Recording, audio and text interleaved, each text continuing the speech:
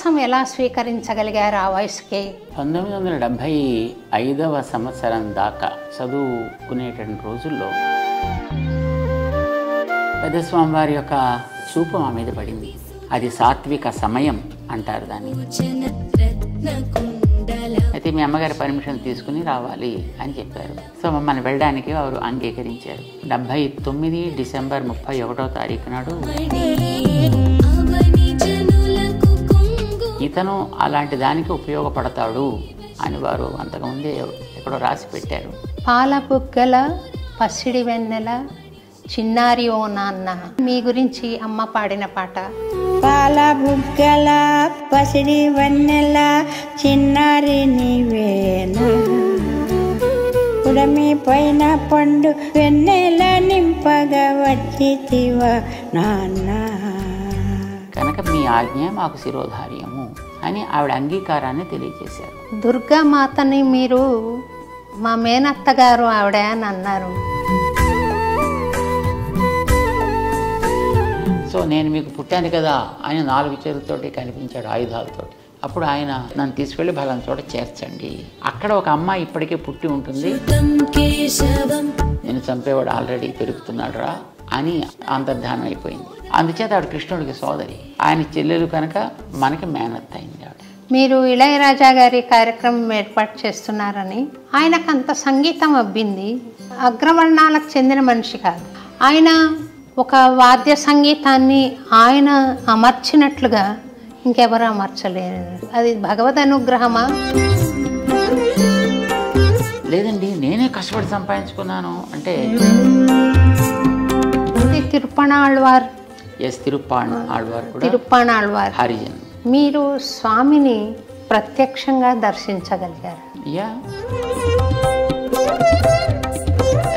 స్వామి ఇప్పుడు మీరు మాట్లాడుతున్నారు కదా, అలా అవసరమా? ఎందుకు ప్రశ్న రావాలి? మాట్లాడాలి, రూల్ ఏమిటి మీకు? ఒక అన్నమయ్య కీర్తన పల్లవి ఏదైనా మీ నోటంట వినాలని. ఇప్పుడు మేమంటే ఇప్పుడు ఈ ముందర కూర్చున్న వాళ్ళంతా ధనమని పడిపోతారు. మీకు తోచిన పాట ఏదైనా ఒక లైన్ అని.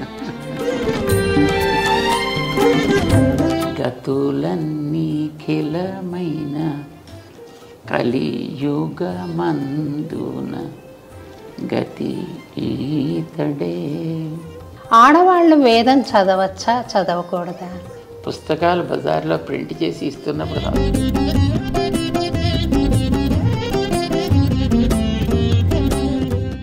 జై శ్రీమన్నారాయణ స్వామి.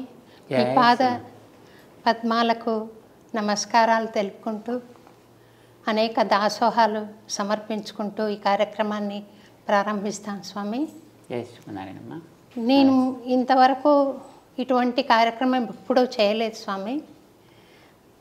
తొలిసారిగా అన్నమాచార్య భావనావాహిని ఛానల్ గురించి ఇటువంటి కార్యక్రమం తలపెట్టాము. అయితే ఇది ఒక మీ పరిచయంతో, మీ ఇంటర్వ్యూతో ప్రారంభం కావాలని సంకల్పం చేసుకుని 13వ తారీఖున మిమ్మల్ని అభ్యర్థించడం, మీరు దయతో అంగీకరించడం జరిగింది. ఇది మహదాశీర్వాదంగా భావించి ప్రారంభిస్తాను స్వామి. తప్పులుంటే క్షమించమని చెప్పి కూడా కోరుతున్నాను స్వామి. అది 78, 79 అనుకుంటాను స్వామి. తొలిసారిగా విజయవాడ సత్యనారాయణ స్వామి టెంపుల్లో అన్నమాచార్య కీర్తనలు పాడడానికి వచ్చాను. సత్యనారాయణపురం శివ విష్ణు టెంపుల్. 80 బాగా గుర్తుంది స్వామి. 1980 అంటే మీ ఆశ్రమం తీసుకుంది 80లో. అక్కడ మీరు త్రిదండం పట్టుకుని ఊర్ధ్వ పుండ్రాలతో సుందర దరహాసంతో ఒక యోగిరాజు కూర్చున్నారు వేదిక మీద అని, దివ్యమైన ప్రకాశం వెదజిల్లుతూ కూర్చున్నారు. ఈ మహాపురుషుడి ఆశీర్వాదం తీసుకోవాలి అన్న ఆలోచన నాకు కలిగింది. వయస్సులో సరిసమానమైన స్వామి, మీ పట్ల నాకు ఒక పితృభావన, గురుభావన ఉన్నాయి స్వామి. అలా అనిపించింది నాకు ఆ రోజు చూసినప్పుడు. మీ వయసు చూస్తే 20-21 ఆ ప్రాంతంలోనే ఉంది. మరి ఆ వయస్సు యువకుల్ని గమనిస్తే వాళ్ళను ఈ హార్మోన్స్ ఎంతో కలవరపెడుతూ ఉంటాయి. ఆ వయసులో చాలా ఇబ్బంది పడుతూ ఉంటారు. మీరు ఆ మార్గం వైపు ఎలా ప్రయాణించగలిగారు? రెండోది, సన్యాసం ఎలా స్వీకరించగలిగారు ఆ వయసుకే అని నా తొలి ప్రశ్న స్వామి. అయితే మీరు దయతో చెప్పబోయే సమాధానం యువతకు ఎంతో ఉపయోగపడుతుందని నేను భావిస్తున్నాను స్వామి. 1975వ సంవత్సరం దాకా మేము చదువుకునేటువంటి రోజుల్లో ఏవో అక్కడక్కడ చిన్న చిన్న కార్యక్రమాలు చేస్తూ, ఉద్యోగం లాంటివి చేస్తూ, ఒక రకమైనటువంటి రేషనల్ ఆలోచన ధోరణితోటి మేము ఉండేవాళ్ళం. అంటే చుట్టూ ఉండేటువంటి మిత్ర వర్గం కూడా అదే రకమైనటువంటి ఆలోచన ధోరణి కలిగినది కావడం చేత మాకు కూడా అనేక విషయాల్లో రకరకాల సందేహాలు, సాధారణంగా యువతకి ఉండేటటువంటి ప్రవృత్తి మాలో కూడా అలానే ఉండేది. దేని గురించైనా ఒక రీజనింగ్ కావాలి, ఆ రీజనింగ్ ఉంటేనే దాన్ని మనం అంగీకరించాలి, లేకపోతే అంగీకరించకూడదు అనేటటువంటి ఒక భావన ధోరణి ఉంటూ ఉండేది. 1975వ సంవత్సరంలో కొన్ని కారణాల చేత మేము మా పెద్దజీయర్ స్వామి వారి యొక్క కార్యక్రమానికి వెళ్ళవలసి వచ్చింది. వారు ఇప్పుడు కాకినాడ నగరంలో ఉన్నారు, యజ్ఞ కార్యక్రమాలు చేస్తున్నారు. వారికి ఏదో కొన్ని వస్తువులు అవసరమైతే మమ్మల్ని అక్కడికి పంపించారు, ఎవరు లేకపోవడం చేత. మాకు నిజానికి అట్లాంటి వాటిల్లో పెద్దగా ప్రవేశం ఉండేది కాదు.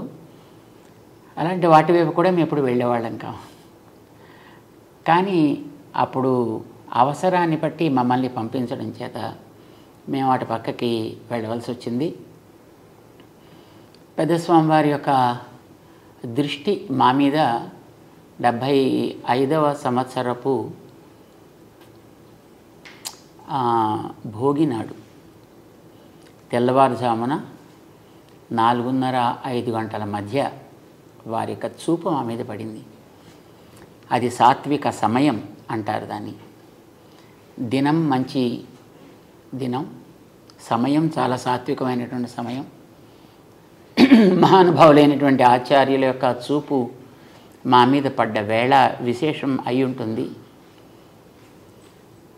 ఆ మర్నాడు వారు రాజమహేంద్రికి రావడం జరిగింది.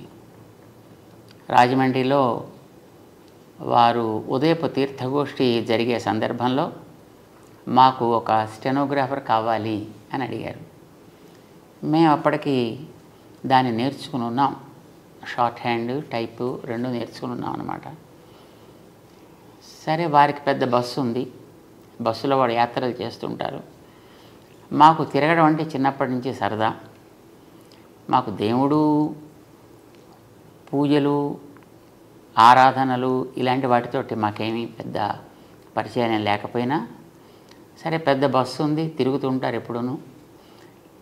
కనుక మనకి వీరితో పాటు ఉన్నట్టయితే మనం కూడా హాయిగా అన్నీ తిరగచ్చు, చూడవచ్చు అనే కోరికతోటి వారు అడిగినటువంటి ఆ స్టెనోగ్రఫీ మాకు వచ్చును, మీరు కావాలంటే నేను ఆ బాధ్యతను తీసుకుంటాను అని వారిని అడగడం జరిగింది. ఆ సందర్భంలో వారు కొంచెం ఆలోచించి, అయితే మీ అమ్మగారి పర్మిషన్ తీసుకుని రావాలి అని చెప్పారు. అమ్మగారిని అడిగాం మేము. కాసేపు ఆవిడ కూడా ఆలోచించి, సరే మంచిదే వెడితే, ఎందుకంటే మా ఆలోచన ధోరణి ఆవిడ కూడా తెలుసును కనుక కాస్త ఇలాంటి వారికి వెనకాతలు ఉంటే కాస్త బాగుపడతాడు అని అనిపించి ఉంటుంది వారికి. సో మమ్మల్ని వెళ్ళడానికి వారు అంగీకరించారు. 75 సంక్రాంతి నాడు స్వామివారితో కలిసి మేము బయలుదేరాం. వారు సుమారుగా 2.5 సంవత్సరాల కాలం వారితో పాటు మమ్మల్ని ఉండనిచ్చి, బహుశా అది మాకు ఒక మానసికమైనటువంటి సంస్కారాన్ని ఇవ్వడానికి అయి ఉంటుంది. అది అయిన తర్వాత మా గోపాలాచార్య స్వామి వారిని వారి దగ్గరికి చదువుకోవడానికి పంపించారు ఆశ్రమానికి. మాకు అప్పుడే ఈ వేదాంతపరమైనటువంటి అక్షరాభ్యాసం జరిగింది అక్కడ. ఆ తర్వాత 1980 ఫిబ్రవరిలో తిరుమల కొండ మీద వారు ఒక 1000 కుండాలతో ఒక యాగం జరపాలి అని సంకల్పం చేశారు. పూర్వపు రంగం అంతా దానికి సిద్ధపరిచారు. మన పివిఆర్కే గారు అప్పుడు అక్కడ ఎగ్జిక్యూటివ్ ఆఫీసర్గా ఉంటుండేవారు. 79 డిసెంబర్ 31వ తారీఖు నాడు పెద్ద స్వామివారు ఆరోగ్య కారణాల చేత వారు సిద్ధి పొందారు. అయితే అప్పటికే వారు మమ్మల్ని గోపాలాచార్య స్వామి దగ్గరికి పంపించి కొంత మాకు ఈ పరమైనటువంటి చదువు అది చెప్పి ఉండడం చేత వారి యొక్క అనుగ్రహ విశేషం చేత ఆచార్యుల యొక్క దయ అనేది ఎందుకు పనికిరానటువంటి ఒక ఇనప మొక్కని కూడా విలువైనటువంటి వస్తువుగా మార్చగలుగుతుంది అనడానికి మేమే మొదటి ఉదాహరణ అన్నమాట. వారి చూపు వల్ల మాలో మార్పు కలిగింది, కొంత సంస్కారం కూడా అబ్బింది. గోపాలాచార్య స్వామి వారు మాకు కావలసినటువంటి పూర్వరంగపు చదువుని అప్పటికే ఆరంభం చేసి చాలా వరకు చెప్పారు. యజ్ఞం జరపడానికి ఎవరో ఒకళ్ళు అక్కడ ఒక వ్యక్తి అక్కడ అవసరం. ఆ సమయంలో స్వామివారు ఇతను అలాంటి దానికి ఉపయోగపడతాడు అని వారు అంతకుముందే ఎక్కడో రాసి పెట్టారు. సో దాన్ని దృష్టిలో పెట్టుకుని అప్పుడు తిరుమల కొండ మీద ఉండేటటువంటి చిన్నజీయం గారుగా ఉండేవారు గోవిందరామానుజీయర్ స్వామి వారిని, మంచి వ్యక్తి చాలా. సో వారు నరిగెటపాలెం మన పెద్ద స్వామివారి యొక్క బృందావనం ఏర్పాటు చేసిన స్థానం, అక్కడికి వచ్చినప్పుడు ఇతను దానికి ఉపయోగపడతాడు అని వారు అక్కడ నిర్ణయం చేశారు. దాని తర్వాత యథాక్రమం సన్యాసాశ్రమాన్ని ఇవ్వడం అనేది జరిగిందనమాట. సో ఏ రకమైనటువంటి దైవ సంబంధము లేని, ఒక ఆధ్యాత్మిక సంస్కారము లేనటువంటి, ఎక్కడో లౌకికంగా తిరుగుతూ ఉండేటువంటి ఒక వ్యక్తిని గురు కృప అనేటటువంటిది ఒక యోగ్యత కలిగిన వస్తువుగా తీర్చిదిద్ది వారు ఎంతవరకు కార్యక్రమాన్ని నడిపిస్తూ వస్తున్నారో దాన్ని ముందుకు సాగించి ఆ బాధ్యతని తీసుకోవలసినటువంటి ఒక యోగ్యమైన వస్తువుగా తయారు చేసుకున్నారు. ఇందులో మా ప్రమేయం కానీ, లేకపోతే మాకుండేటటువంటి కమిట్మెంట్, మాకుండేటటువంటి శ్రద్ధ, మాకుండేటువంటి భక్తి, ఇవేవి దాంట్లో ఉండే అవకాశం అయితే ఏం లేదు. ఎందుకంటే మాకు అలాంటివి ఏం లేవు కనుక అప్పటికి వారి అనుగ్రహమే ఇలా తయారు చేసింది అనేది మేము పరిపూర్ణంగా విశ్వసిస్తాం. మా పైన మీరు కూడా అటువంటి దయ ప్రసరించండి స్వామి. మీరే మీ గురించి అర్హత లేదు అని చెప్పుకుంటుంటే మా బోటి వాళ్ళు ఎలా భావించాలో అర్థం కావట్లేదు స్వామి. మీరు దయించి మీ కరుణ, మీ దయ అందరిపైన ప్రసరింపజేసి అందరూ పనికి వచ్చే మనుషులుగా తీర్చిదిద్దాలి మీరు అని మనస్ఫూర్తిగా నేను కోరుకుంటున్నాను స్వామి. తర్వాత స్వామి, అమ్మగారు ఆశ్రమంలో నేను చాలాసార్లు అమ్మవారి దర్శనం కూడా చేసుకున్నాను. అమ్మగారిది, అమ్మగారు పాడిన సీడీ మీరు విడుదల చేసిన రోజున నేను ఆ ఆల్బమ్ అందుకునే మహదవకాశం కూడా నాకు లభించింది. అందులో ఒక పాట, పాల బుగ్గల పసిడి వెన్నెల చిన్నారి ఓ నాన్న అనే పాట చాలా చక్కగా ఉంది స్వామి. మీ గురించి అమ్మ పాడిన పాట. ఒక తల్లికి బిడ్డ మీద ఎంతో వాత్సల్యము, ప్రేమ, అనుబంధం ఉంటుంది కదా. ఆమె మిమ్మల్ని చూస్తూ నా కొడుకు ఇలాగా ఒక సన్యాసి అయ్యారు, జగద్గురువు అయ్యారు, కానీ నా బిడ్డడు, నా పాప ఆయన అనే బంధాన్ని ఆమె మీకు వ్యక్తం చేసుకునే సందర్భము లేదు ఇక్కడ. మీరు ప్రపంచానికి చెందినవారు, మీరు ప్రపంచాన్ని ఆశీర్వదించాలి, ప్రపంచాన్ని నడిపించాలి. ఒక తల్లికి కొడుకుగా మీరు ఎక్కువ పాత్ర పోషించడానికి అవకాశం లేదేమో అని నేను అనుకుంటున్నాను. అటువంటప్పుడు ఆ తల్లి మిమ్మల్ని చూస్తూ కూడా ఈయన జగద్గురువు అనుకుంటూ, ఒకవైపు ఒకసారి నా కొడుకు అనుకుంటూ ఈ ద్వంద్వ భావాలను ఎలా పోషించి ఉంటారు, మీరు దాన్ని గమనించారా అని ఒకసారి అడగాలని అనిపించింది స్వామి. అంటే మాకు మాతృమూర్తిగా వారు చేసినటువంటి త్యాగానికి, వారిలో ఉండేటటువంటి ఒక ఉదాత్తమైనటువంటి భావానికి నాకు ఎప్పుడు కృతజ్ఞత పూర్తిగా నిండి ఉంటుంది. ఒకటి, వారు ఆశ్రమాన్ని స్వీకరించడానికి అంగీకరించగలగడం.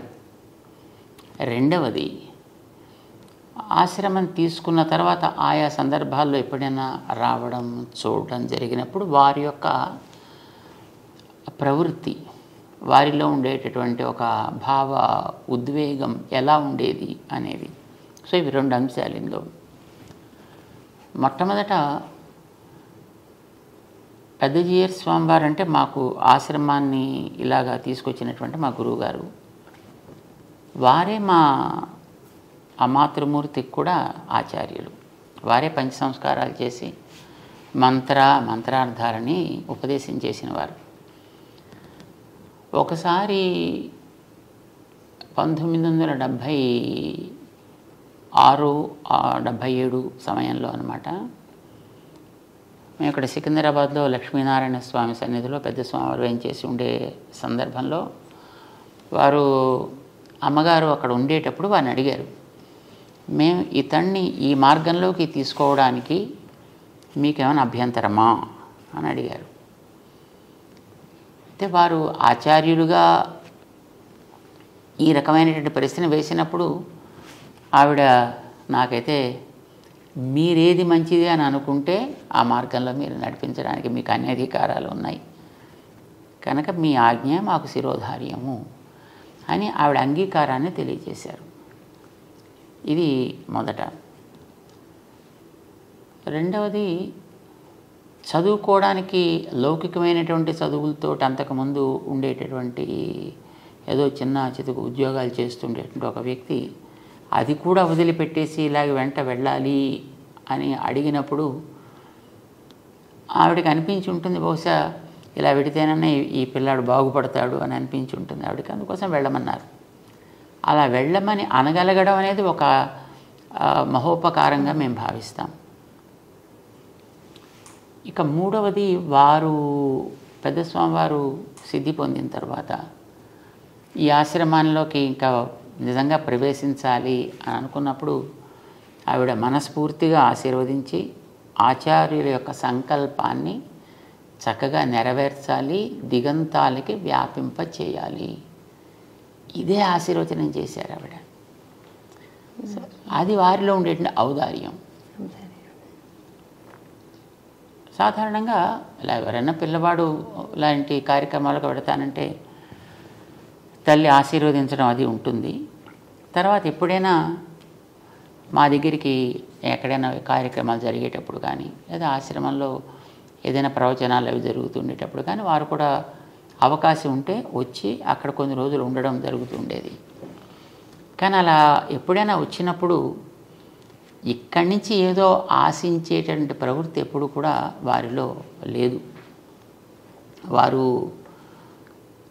ఎప్పుడొచ్చినా అక్కడేదో కొంత సమర్పణ చేసి ఆ కార్యక్రమానికి వారు ఉండడానికి అయితే జరిగే కార్యక్రమం కోసమను ఆ తర్వాత వారు ఉన్నంత వరకు అక్కడ ఉండి ఈవెన్ అలాంటి సమయంలో కూడా వారు ఇంకా బాగా చేయాలి, ఇంకా బాగా చేయాలి, ఇంకా బాగా జరగాలని ఆశీర్వదించేవారు.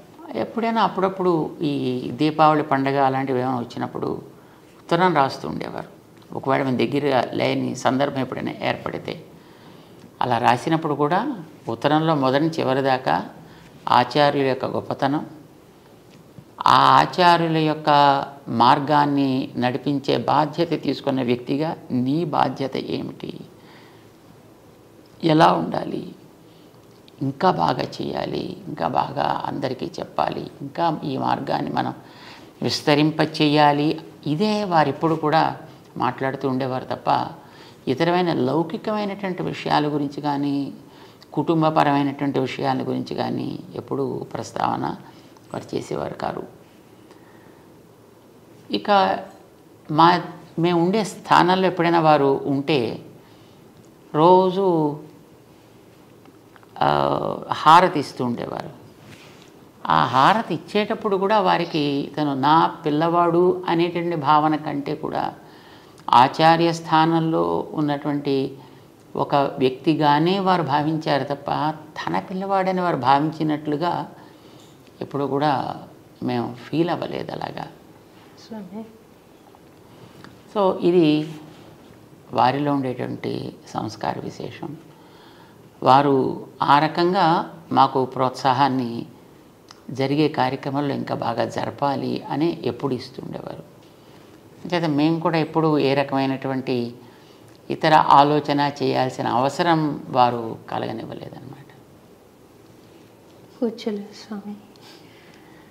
అయితే వారి పాటలో మీరు చాలా శ్రమ పడుతున్నారు, సమయానికి ఆహారం కూడా తీసుకునే వీలు లేకుండా శ్రమిస్తున్నారు, తగిన నిద్రపోవట్లేదు అన్న ఒక న్యాచురల్గా ఒక తల్లికి ఎలాంటి భావన వస్తుందో అది వ్యక్తం చేశారు స్వామి. మేమందరం కూడా ఆ భావనను ఫీల్ చేస్తుంటాం. స్వామి ఇంతగా తిరుగుతుంటారు, ఇంతగా బోధన చేస్తూ ఉంటారు, ప్రవచనాలు చెప్తుంటారు, కార్యక్రమాల్లో నిమగ్నమై ఉంటారు. సమయానికి ఇప్పుడే చూసాము, ఇంతసేపు అయ్యాక మీరు ఎప్పుడో ఆహారం తీసుకోవడం అనేది మీ ఆరోగ్యం చాలా ముఖ్యం కదా స్వామి. మీరు క్షేమంగా ఆరోగ్యంగా ఉంటే ఇంకా ఎన్నో ఏళ్ళు మీరు సేవ చేయడానికి వీలవుతుంది అన్న భావన కలుగుతుంది స్వామి. ఆమెకు కూడా ఉందేమో ఆ మాట మీరు కొంచెం గమనించాలి. తల్లిగా వారికి ఆ రకమైన భావన ఉండడం అనేది సహజం. ఎవరికైనా ఒక అభిమానం ఉండేటప్పుడు ఆ వ్యక్తి ఎప్పుడు కూడా ఆరోగ్యంగా ఉండాలి, సుఖంగా ఉండాలి అని అనిపిస్తుంది. అయితే వారి యొక్క అభిమానం అనేటటువంటిది మాకు ఒక గొప్ప ధైర్యం. మేము చేయవలసిన కర్తవ్యాలు, మేము చేయవలసిన బాధ్యతలు మాకు ఉంటాయి కనుక దాన్ని మేము ఎప్పుడు కూడా అది కష్టం అని అనుకుంటే అనారోగ్యానికి దారితీస్తుంది, అది ఇష్టం అని అనుకుంటే ఆనందంగా ఉంటుంది. చాలా కరెక్ట్ స్వామి అన్నమాట. ఏదైనా ఇది మనది, మన పని అని అనుకున్నప్పుడు దానికి రాత్రి పగలు, నిద్ర, ఆహారం, ఆకలి అనేవి సెకండరీ అవుతాయి. ఇది మనకేదో ఒక ఉద్యోగం లేకపోతే ఏదో మనకు ఒక బాధ్యత మన ఎత్తి మీద పడింది, అబ్బా కొండ బరువు మొయ్యాలి అని అనిపిస్తే మాత్రం అందులో ప్రతి క్షణం కూడా అది మనకి మానసికమైనటువంటి ఒక క్లేశాన్ని కలిగిస్తుంది. ఏదైనా నాది ఇది అని అనుకున్నప్పుడు అది బహుశా అది ఎప్పుడు కష్టాన్ని అనిపించదు. అంచేత మేము ఏదైనా పనుల్లో ఉండేటప్పుడు ఒక్కొక్కసారి మాకు రాత్రి 1 గంట 2 అయిపోతూ ఉంటుంది. దాని తర్వాత ఎప్పుడైనా ప్రసాదం తీసుకోవడానికి ఒక్కోసారి సమయం కుదరదు. ఏదో బయటికి వెళ్ళి జనాలతో తిరుగుతుంటే ఇంకా అది పూర్తి అయిన తర్వాత తప్ప లోపలికి రావాలి అని అనిపించదు. అక్కడ ఒక 10 మంది జనం ఉంటే ఆ 10 మందిని మనం క్లియర్ చేసేసి వాళ్ళని పంపిస్తే తర్వాత మనం ఏదో మన కార్యక్రమం చూసుకోవచ్చు అని అనిపిస్తుంది. బయట ఒకళ్ళు మన కోసం ఎదురు చూస్తూ కూర్చున్నారు అంటే అది కొంచెం మాకు రెస్ట్లెస్గా అనిపిస్తుంది. సో వీలైనంతవరకు ఎప్పుడు కూడా అలాగే బయట ఉండేవాళ్ళని క్లియర్ చేసేసాకనే తర్వాత మేము మా కార్యక్రమాలకు పెడుతుంటాం. కొంచెం ఆలస్యం అయితే అవుతుందని అనే ఉద్దేశంతో ఇది సహజంగా ఉండే ప్రేమ కలిగిన వాళ్ళకి అది అయ్యో కష్టం అని అనిపిస్తుంది. అది సహజం. బట్ అది బహుశా మేము అనుకుంటాం అది ఒక రకమైన ఆశీస్సు అని అనుకుంటాం. అయితే స్వామి, ప్రకృతి ధర్మం ఒకటి ఉంటుంది కదా శరీరం మీద. అందుకని మేమేం అనుకుంటున్నాం అంటే, మీ భక్తులు, మీ అనుయాయులు మేమంతా ఏమనుకుంటామంటే, అర్చక స్వాములు తిరుపతిలో స్వామిని కొలువు ఉన్న సేవలో ఆశీర్వదిస్తారు. నిత్యైశ్వర్యో భవ అని. మీకు దీర్ఘాయుష్షు కలిగి మీరు నిరంతరము ఈ సేవలో నిమగ్నమై ఆరోగ్యంగా ఆనందంగా ఉండాలి అని మేమంతా కూడా స్వామికి అనేక ప్రార్థనలు చేస్తాం స్వామి. అదే అదే అదే మాకు బలం, అదే మాకు నిజమైన ఆహారం, అదే మాకు నిజమైన సంతోషం కూడా కలిగిస్తూ ఉంటుంది. ఏదైనా మనకి ఇందాక అనుకున్నాం కదా, సంతోషము అని అనుకున్నప్పుడు ఏది మనకి కష్టాన్ని కలిగించదు, ఆరోగ్యంగానే మనకి ఉంచుతుంది. ఇంతకాలం మేము సుమారుగా ఇప్పటికీ 40 సంవత్సరాల పైగా ఈ కార్యక్రమాల్లో మేము తిరుగుతున్నాం, చేస్తున్నాం. ఎప్పుడైనా ఒంట్లో ఏదో జ్వరం లాంటిది ఏదో వచ్చి పడుకోబెట్టేస్తే తప్ప, లేకపోతే మనకి సెలవు అంటూ ఏముండదు. Weekly holidays, fortnightly holidays, annual holidays అనే మనకి ఏముండవు. ఇప్పుడు కూడా ఏదో కార్యక్రమాల్లో మనం తిరుగుతూ ఉండడమే. మనకి 24/7 కార్యక్రమాలు నడుస్తూ ఉంటాయి. మాకు ఒకసారి విజయవాడలో ఉండేటప్పుడు అనుకుంటాను, అందరితోటి మాట్లాడేసి సుమారుగా అప్పటికి రాత్రి 12:30 ఎంతో అయింది.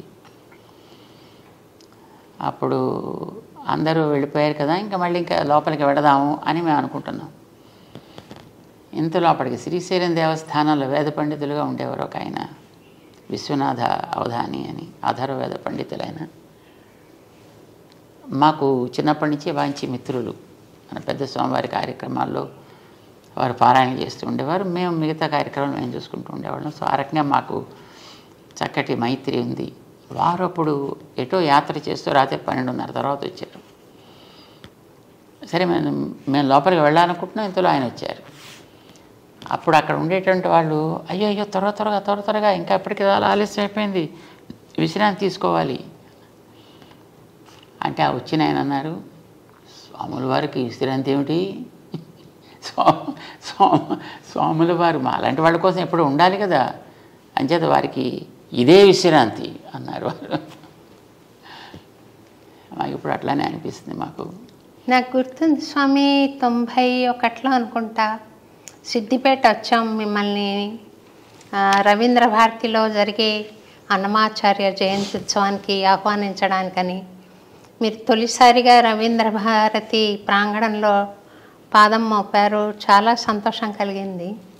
ఆ రోజు పిలవడానికి వచ్చిన రోజున రాత్రి నుండి పగలు 4:30 దాకా నేను ప్రశ్నలు అడుగుతున్నాను స్వామి, మీరు జవాబులు చెప్తున్నారు. అరౌండ్ 4:30 మీ శిష్యులు వచ్చి తిరువారాధనకు టైం అయిందంటే అప్పుడు లేచారు. మళ్ళీ కంటిన్యూ అయిపోయింది మీ దినచర్య. అటువంటి అవకాశం మళ్ళీ రాదనుకుంటాను స్వామి. మీ కార్యక్రమాలు చాలా విస్తృతమైపోయాయి. అది ఒక అద్భుతమైన జ్ఞాపకంగా, అనుభూతిగా, ఆశీర్వాదంగా నాకు గుర్తుండిపోయింది స్వామి. మీరు చెబుతుంటే నాకు అది గుర్తొచ్చింది స్వామి. సమయపాలన అంటే ఇది నిద్రకు ఉపకరించే సమయం అని కానీ, ఆహారానికి నియమిత సమయం కానీ మీరు చూసుకోకుండా 10 మంది మేలు కోసం ఈ ప్రవచనాలు చెప్పడం కానీ, కార్యక్రమ నిర్వహణ కానీ, వైదిక కార్యక్రమాలు కానీ చేయడం, ధార్మిక కార్యక్రమాలు చేయడం కానీ జరుగుతుంది. అంటే సాధారణంగా ఈ ఏదో ఉదయం బ్రేక్ఫాస్ట్ ఇన్నింటికి, లంచ్ ఇన్నింటికి, స్నాక్స్ ఇన్నింటికి, డిన్నర్ ఇన్నింటికి, ఎగ్జాక్ట్గా పడక ఇన్నింటికి, లేవటం ఇన్నింటికి అని అలా పెట్టుకుంటారు అనుకోండి. అలా వెరీ స్ట్రిక్ట్గా పాటించాడు కొందరు ఉంటారు. అలాంటి వాళ్ళకి ఏదో కారణం నుంచి అదే ఎప్పుడైనా ఒకసారి కనుక ఆ సైకిల్ డిస్టర్బ్ అయితే వాళ్ళ హెల్త్ శుభ్రంగా అప్సెట్ అయిపోతుంది. సో అప్పుడు మాలాంటి వాళ్ళకి అనుకోండి, మాకు ఇలాంటి వాటి వల్ల హెల్త్ అప్సెట్ అవ్వడం అనేటటువంటిది ఉండదు. ఎందుకంటే మాకు అన్టైమ్లీయే టైమ్లీ. ఎప్పుడు పడుకోవడం అనేది ఒక్కొక్కసారి మేము 3ంటికి పడుకుంటాం అనుకోండి, మళ్ళీ పొద్దున్న 5ంటికి కార్యక్రమం ఉందంటే మళ్ళీ మేము వెంటనే లేచి మళ్ళీ పరిగెట్టాల్సి వస్తుంది. సో అప్పుడు మరి నిద్ర ఎక్కడ పోతారు? బాడీకి నిద్ర కావాలి కదా. అంటే ఇలా మాట్లాడుతూనే ఒక్కోసారి నిద్రపోతుంటాం, నడుస్తూ నిద్రపోతుంటాం. మీకు ఏదైనా యోగ సూక్ష్మం తెలుసేమో అని నేను అనుకుంటున్నాను స్వామి. మనకంటూ ఏది ఉండదు అని అనుకోవడం యోగ సూక్ష్మం. మనం ఉండేది సమాజం కోసం, సమాజం అనేది దైవ స్వరూపం అని మేము భావిస్తాం. భగవంతుడి యొక్క దివ్యమంగళ విగ్రహమే ఈ సమాజం అంతా, ఈ ప్రపంచం అంతా. మనం దాంట్లో ఉన్నాము అని అంటే మనం భగవంతుడి కోసం ఉన్నామని అర్థం. మనం దాంట్లో పనిచేస్తున్నాం అంటే భగవంతుడి సేవలో ఉన్నాము అని అర్థం. సో అల్టిమేట్లీ ఎప్పుడైనా చేరాల్సింది అక్కడికే కదా. అది మనం ఇక్కడ ఉండగా చేయగలుగుతున్నాము అనే భావన మనకి కలిగితే I think that becomes a very very tremendous yoga. That it self is a great yoga. భగవద్ రామానుజుల వారు విశిష్టాద్వైత సిద్ధాంతాన్ని ప్రపంచించారు కదా స్వామి. ఆ సిద్ధాంతం యువతకు అర్థమయ్యే విధంగా క్లుప్తంగా మనం ఏమైనా చెప్పడానికి మీరు ప్రయత్నం చేస్తారా? యాక్చువల్లీ మేము చెప్పేదంతా అదే. ఇప్పుడు ఈవేళ యువత చేసే పని ఏమిటి? వైజ్ఞానికంగా ముందుకు సాగడం. విజ్ఞానం యొక్క గోల్ ఎలా ఉంది ఇప్పుడు ఈ రోజుల్లో? నీళ్లు కలుషితం అవుతున్నాయి, గాలి కలుషితం అవుతుంది, నేల కలుషితం అవుతుంది, చెట్లు కలుషితం అవుతున్నాయి, జంతువులు కలుషితం అవుతున్నాయి, గాలి కలుషితం అవుతుంది. ఇవన్నిటినీ మళ్ళీ మనమే వెనక్కి తీసుకుంటూ మనం కూడా కలుషితం అయిపోతున్నాం. సో భావితరానికి శక్తివంతంగా అందాల్సినటువంటి యువత ఈ రకమైనటువంటి వాతావరణంతో నిజానికి నిర్వీర్యం అవుతోంది. అలా కాకూడదు. శక్తివంతంగా ముందుకు సాగాలి. ముందుకు సాగాలంటే నీళ్ళని కలుషితం కాకుండా చూసుకోవాలి, నేలని కెమికల్స్ తోటి పాడవకుండా చూసుకోగలగాలి, చెట్లు చేమలు లాంటి వాటిని వాటి యొక్క సహజతని కోల్పోయి అవి ఎందుకు పనికిరానివి అవ్వకుండా ఉండేట్టుగా చూసుకోవాలి. ప్రతి ప్రాణిని ఇప్పుడు ఈవేళ మనం ఏదైతే ఈకో ఫ్రెండ్లీ అని అంటున్నాం మనం, లేదా న్యాచురల్ వే అని అంటున్నాం. ప్రకృతి ఏదో సహజమైనటువంటి వ్యవసాయాలు అని అంటున్నారు. ఇవన్నీ వ్యక్తికి ఆరోగ్యాన్ని బలాన్ని ఇచ్చేవి అని అంటున్నారు కదా. ఇది ఈవేళ పాడు చేశాం కనుక దాన్ని మళ్ళీ బాగు చేసుకోవడం కోసం ఆరంభించిన స్లోగనా కాదు. మనకి వీటన్నిటినీ కూడా మనం పాడు చేసుకోకుండా జాగ్రత్తగా ఉంచుకోవాలి. తద్వారా మనని కూడా మనం సమర్థులుగా తయారు చేసుకోగలగాలి అనేది విశిష్టాద్వైతానికి మాత్రమే తగుతుంది. ఎందుకనంటే మనం విశిష్టాద్వైత సిద్ధాంతము అని ఏదైతే చెప్తున్నామో రామానుజుల వారు లోకానికి చూపించినటువంటిది, దాంట్లో ఈ కనిపించేదంతా కూడా ఈ ప్రపంచం అంతా అది తిరిగే ప్రాణులు, తిరగని వస్తువులు, ఈ జంతువులు, ఆ జీవులు అనే ప్రశ్న లేదు. ఇవన్నీ కూడా ఆయన యొక్క శరీరము. వాటి అన్నిటిని కూడా ఒకనాడు ఆయన చిన్నగా తనలో పెట్టుకున్నాడు. ఈవేళ వాటన్నిటిని పెద్ద చేసి వాటిలో తానున్నాడు. ఇది విశిష్టాద్వైతం అంటే ఇన్ బ్రీఫ్. ఎగ్జాంపుల్ ఏంటంటే ఒక గింజని మన నేలలో వేసినప్పుడు దాంట్లోంచి పెద్ద చెట్టు వస్తుంది. చెట్టులో ఆకులు, కొమ్మలు, రకరకాల రంగులు, వాసనలు, పువ్వులు, పండ్లు, రుచులు ఇవన్నీ మన దాంట్లో చూస్తాం. కానీ ఇవన్నీ గింజలో ఉన్నాయి. ఇవన్నీ గింజలో ఉండేటప్పుడు గింజ తనలో పెట్టుకుని ఉంది. ఇవన్నిటిని తనలోంచి పైకి తీసుకొచ్చిన తర్వాత ఈ గింజ యొక్క సంస్కారంతో అది ప్రతి అణువులోనూ వ్యాపించి ఉంది. అది ఆకుల్లో ఉంది, చిగుళ్ళల్లో ఉంది, బ్యార్క్లో ఉంది, రూట్స్లో ఉంది, అన్నిట్లో కూడా మళ్ళీ ఆ గింజ లక్షణాలు దాంట్లో వ్యాపించి ఉన్నాయి. మరి అంత విస్తరించింది ఇంత గింజలో మొట్టమొదట మనకు కనిపించకుండా ఉంది. ఆ కనిపించకుండా ఉండేది ఇప్పుడు కనిపించే దశలోకి వచ్చింది. చెట్లో మనమైతే దీన్ని ఎగ్జాంపుల్గా తీసుకున్నప్పుడు అందులో మళ్ళీ తయారైన ప్రతి గింజలోకి ఈ గింజ యొక్క సంస్కారాలు దాంట్లోకి వెళ్ళి అందులోంచి మళ్ళీ ఇంకొక కొన్ని లక్షల గింజలను తీసుకురాగలిగే శక్తి కలిగి ఉంటుంది. ఎగ్జాంపుల్ కోసం మనం దీన్ని చెప్పుకుంటున్నాం, but not 100% this becomes reality for the analogy.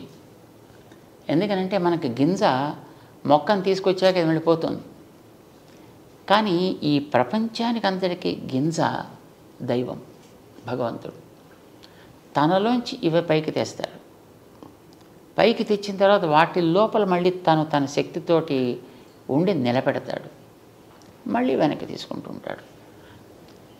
ఇలా తానే వీటన్నిటిలోనూ ఉన్నాడు అనుకున్నప్పుడు నువ్వు నీళ్ళని నీళ్లుగా చూడకు, నీళ్ళని దైవం యొక్క అంశగా చూడు. నేలని నేలగా చూడకు, దైవపు అంశగా చూడు. జంతువుని జంతువుగా చూడకు, దైవపు అంశగా చూడు. నిన్ను కూడా నువ్వేదో మనిషివి అని అనుకోకయా, దైవం యొక్క అంశగా నిన్ను భావన చేసుకో. సో ఈ భావన నీలో కలిగితే మన చుట్టూ ఉండేటువంటి దేన్ని మనం నాశనం చెయ్యం. అన్నిటిని జాగ్రత్తగా చూసుకోవాలని అనిపిస్తుంది, అన్నిటినీ ప్రేమించాలని అనిపిస్తుంది, దేన్ని ద్వేషించాలనిపించదు. ఎక్కడ లోపం ఉన్నా సరి చెయ్యాలనిపిస్తుంది. మంచిగా ఉండేదాన్ని చూస్తే ఈర్ష్య కలగదు, ఆనందం కలుగుతుంది. ఇప్పుడు యువతకు కావాల్సింది అది కదా. యువత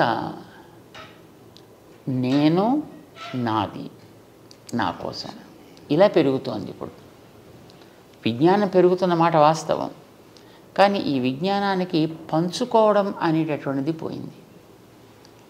సెల్ఫ్ సెంట్రిజం పెరిగిపోతుంది, విచ్ ఈజ్ రియలీ హార్మ్ఫుల్. నేను బాగుపడాలంతే, నేను బాగుపడడం కోసం అవసరమైతే ఎంత వినాశానికైనా నేను సిద్ధం, చివరికి ఆత్మాహుతికైనా సిద్ధం అనే స్థితిలోకి వెళ్ళిపోతాను. సో ఒక రకంగా దైవాన్ని కలపకుండా సాగించేటటువంటి విజ్ఞాన వికాసం తీవ్రవాదానికి, వినాశానికి దారితీస్తోంది.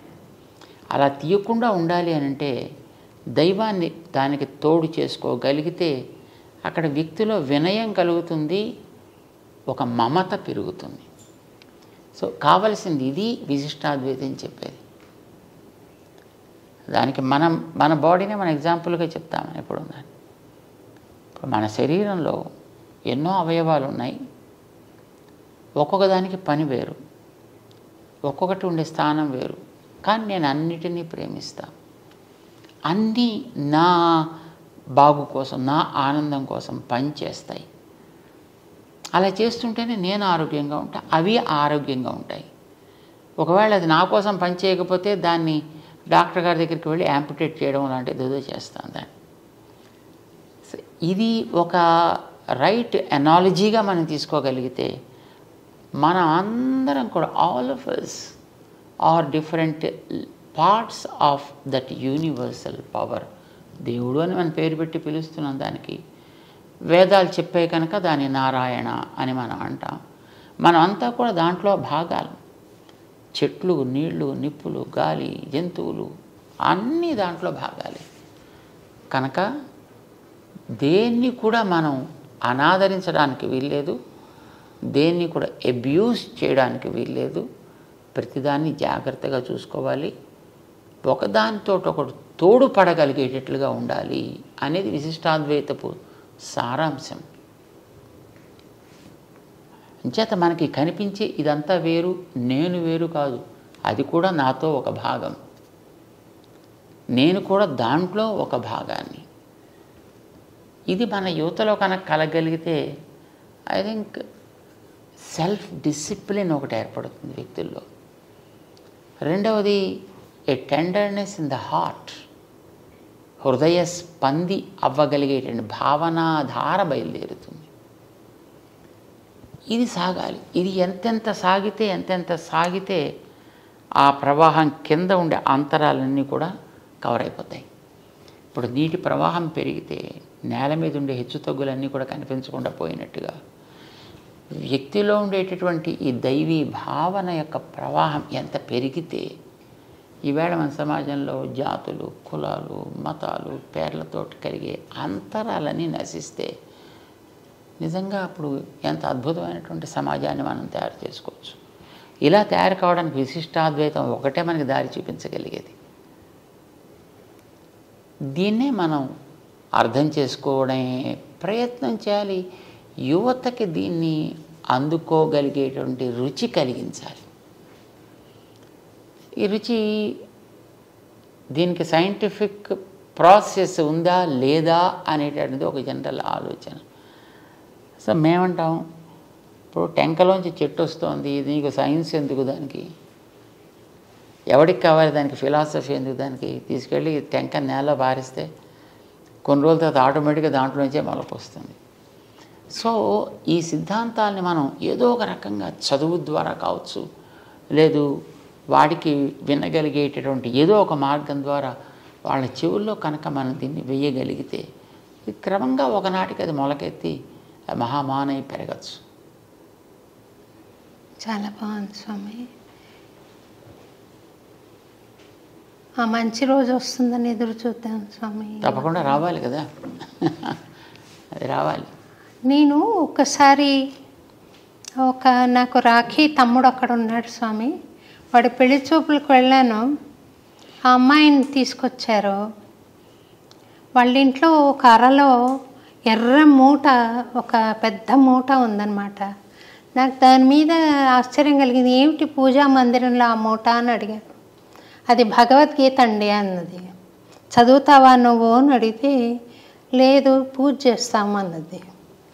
అలాంటి యువత మనకున్నారు స్వామి. అది పూజకు యోగ్యమే అనుకుంటారు, కానీ అది అర్థం చేసుకుని ఏంటి అందులో ఉంది అని ఆలోచన చేసే యువత లేదు కదా. మరి ఇటువంటి తత్వాన్ని మనం వాళ్ళకి చెప్పాలి అని అంటే మీరు స్టెప్ 1, స్టెప్ 2, స్టెప్ 3, స్టెప్ 4 అలా ఏదైనా ఒక చిన్న సాధన యువతకి ఈ సందర్భంగా మీరు ఒకసారి దయచేయగలుగుతారా? దయచేసి మీరు ఇచ్చిన ఆ దృష్టాంతంలో పూజా మందిరంలో ఎర్రటి మూట ఒకటి, ఇంకా అది మనకి తెలిసినా అదేమిటో తెలియకపోయినా దాన్ని బయట పారేయకుండా అట్టే పెట్టని సంతోషించాలి మనం. వస్తువు అంటూ అక్కడ ఉంటే ఇవాళ కాకపోతే రేపటికైనా దాన్ని వాడుకోగలిగేటువంటి అవసరం తప్పకుండా వస్తుంది. సాధారణంగా అనుకున్న పనులు అనుకున్నట్టుగా సాగుతూ ఉన్నంత వరకు ఎవ్వడికీ కూడా దైవాన్ని గురించి ఆలోచించాల్సినటువంటి సన్నివేశం ఎదురవ్వదు.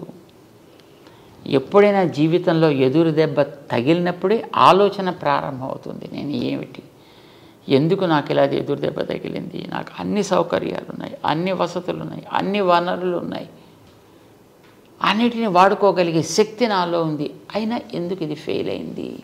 ఈ ఆలోచన మనిషిలో వచ్చినప్పుడే జిజ్ఞాస అంటాం కదా, ఇది కలిగినప్పుడే నిజంగా మనిషికి మనం అర్థం కావాల్సింది ఏదో ఇవ్వగలుగుతాం. అది కలగనంత వరకు మనం ఏమి ఇచ్చినా వాడు అంటూ ఇలా ఏదో పక్కన మొహం పెడుతూ చూస్తుంటాడు తప్ప మనకేసి అది అందుకునేటువంటి ప్రయత్నాన్ని అతను కనిపించనివ్వడు. సో వ్యక్తుల్లో కనీసం ఇలాంటి మన ప్రాచీన గ్రంథాలనో మరొకదాన్నో కంటికి కనిపించకుండా చేసేద్దాం అని అనుకోకుండా కనీసం ఇంట్లో అట్టే పెట్టుకుందాం అని అనిపించిన that it self is the first step they have achieved, we can say. వాళ్ళు సగం దాంట్లో వచ్చేసినట్టే. ఇక రెండవది, అందులో ఏముందో కంటెంట్లోకి వెళ్ళాలి అని అంటే it should be given in there language. మీరు సాధారణంగా ఈ రోజుల్లో ఉండేటువంటి పిల్లలందరినీ చూస్తే అంతా ఇంగ్లీష్ మీడియం స్వామి, అంత ఇంగ్లీష్ మీడియం. తెలుగులో అసలు మన గవర్నమెంట్లే అంగీకరించట్లేదు చదువుని. ఇంగ్లీష్ భాష వాడికి రావాలని తల్లిదండ్రులకు ఉంటుంది, నేను ఇంగ్లీష్లో మాట్లాడాలని వాడికి అనిపిస్తుంది. నోరు విప్పితే అన్ని అబద్ధాలే కావచ్చు, కానీ వాడు ఆ అబద్ధాలని ఇంగ్లీష్లో చెబుతుంటే అబ్బా అబ్బా అబ్బా అబ్బా అని చాలా వినబలుగా ఉంటాయన్నమాట. సో ఇంగ్లీష్లో అందుకుంటే వాడికి అదేదో నేను గొప్ప పని చేస్తున్నాను అని అనిపిస్తుంది. ట్రెండ్ అదే క్రమంలో ఉండేటప్పుడు మనం అందించదలుచుకున్నటువంటి అంశాలను కూడా మనం ఆ భాషలో కొంతవరకు అందించే ప్రయత్నం చేస్తే పర్లేదు మన భాషే కదా, అంచేత బహుశా ఇందులో మనకు ఉపయోగించేది కూడా ఏదైనా ఉందేమో అనే ఆలోచన వాళ్ళలో రావడానికి మనం అవకాశం కల్పించిన వాళ్ళు అవుతాం. సరే, చదివిన తర్వాత వాడికి అది పూర్తిగా అర్థమవుతుందా, ఆచరించగలుగుతాడా అనేది that's altogether a different thing. At least దాంట్లోకి వెళ్ళి దాన్ని చదవాలని అనిపించాలన్నా వాడికి అందుబాటులో అర్థమయ్యేటట్టు ఉండేటువంటి పాట కింద దాన్ని మలచాలి. ఇప్పుడు చూడండి, మనం ఉత్తరాదికి వెళితే తులసీదాస్ రామాయణాన్ని అందరూ చదువుతుంటారు, ఆల్మోస్ట్ అందరికీ వచ్చి ఉంటుంది. వాళ్ళ భాషలో ఉండడం చేత వాళ్ళకి త్వరగా నేర్చుకోవడానికి ఒక ఉత్సాహం వాళ్ళలో కలిగిస్తుంది. వాళ్ళకి అర్థమయ్యే భాషలోకి వస్తే బాగుంటుందని అనిపిస్తుంది. అలా ఉంటే చదువుతాడా లేకపోతే ఇంకో భాషలోనే చదవకూడదా అనేది ప్రశ్న కాదు. జనరల్గా అనిపించేటువంటి పద్ధతి నా భాషలో అర్థం కావాలి. మరి పిల్లలంతా ఇంగ్లీష్ మీడియంలో ఉండేటప్పుడు మీ గ్రంథాలు మీరు తెలుగులో ఇస్తారంటారు అనుకోండి, దాని రీచ్ ఉండదన్నమాట. ఇది మనకి నిజానికి ఉత్సాహం జనాల్లో కలిగించాలంటే ఆ వాతావరణాన్ని మనం క్రియేట్ చేసి దాన్ని చక్కగా పొద్దున్నే రోజు శుద్ధి మనమే దాన్ని ఎలా చేసుకోవాలో చెప్పి, ఇది కనుక మనం చేయగలిగితే యువతలో అర్థం చేసుకోగలిగే అవకాశం ఏర్పడుతుంది. మీరు తెలుగులో ఉందనుకోండి, లేదా సంస్కృతంలో ఉందనుకోండి, లేదా తమిళంలో ఉందనుకోండి, లేదా ఇంకో భాషలో ఉందనుకోండి, దానివైపు వెళ్ళేటువంటి యువత, అర్థం చేసుకునేటువంటి యువత పర్సంటేజ్ ఉండొచ్చు, కానీ చాలా తగ్గిపోతుంది. ఏదైనా వాళ్ళ భాషలో మనం అందించగలగడం అనేటువంటి చాలా ప్రధానం. మన దేశంలో ఇప్పుడు అన్ని భాషలు ఉంటున్నాయి కనుక అన్నిటి లోపలికి డీటెయిల్స్లోకి వెళ్ళకపోయినా మీకు ఒక 5-6 లాంగ్వేజెస్ మీరు సెలెక్ట్ చేసుకోండి, అంతవరకు దాన్ని దాంట్లో ఇవ్వండి. వాడికి డౌట్ రాదు కదా. సో ఇది మనకి అర్థం, యువతకి ఇచ్చేటటువంటి విధానం ఎప్పుడు కూడా వాళ్ళ భాషలో ఇవ్వడం అనేది చాలా అవసరం. రెండవది, వాళ్ళలోంచి మనం ఒకళ్ళిద్దరిని పికప్ చేసుకుని వాళ్ళ ద్వారా వాళ్ళకి అందడం కూడా చాలా ఇంపార్టెంట్. అలా ఇవ్వగలిగితే కూడా వాళ్ళలో చాలా త్వరగా దాన్ని అర్థం చేసుకోగలిగే స్థితి ఏర్పడుతుంది. నవేడేస్ ఆల్సో యువతలో కూడా చాలా బుద్ధిమంతులైనటువంటి పిల్లలు ఉన్నారు, చక్కగా గౌరవించేటువంటి వాళ్ళు, మంచిగా దాన్ని పైకి తీసుకువెళ్ళాలనుకునేవాళ్ళు లేకపోవడం అయితే లేదు. కానీ మీరు అన్నట్టుగా విజిబిలిటీ అది మనకి తగ్గుతున్నారు. అంటే జీవితంలో ఇంకొక డైమెన్షన్ ఉంది, పరమార్థం ఉంది అన్న ఆలోచన 99 మందికి లేదే అనుకుంటాను స్వామి.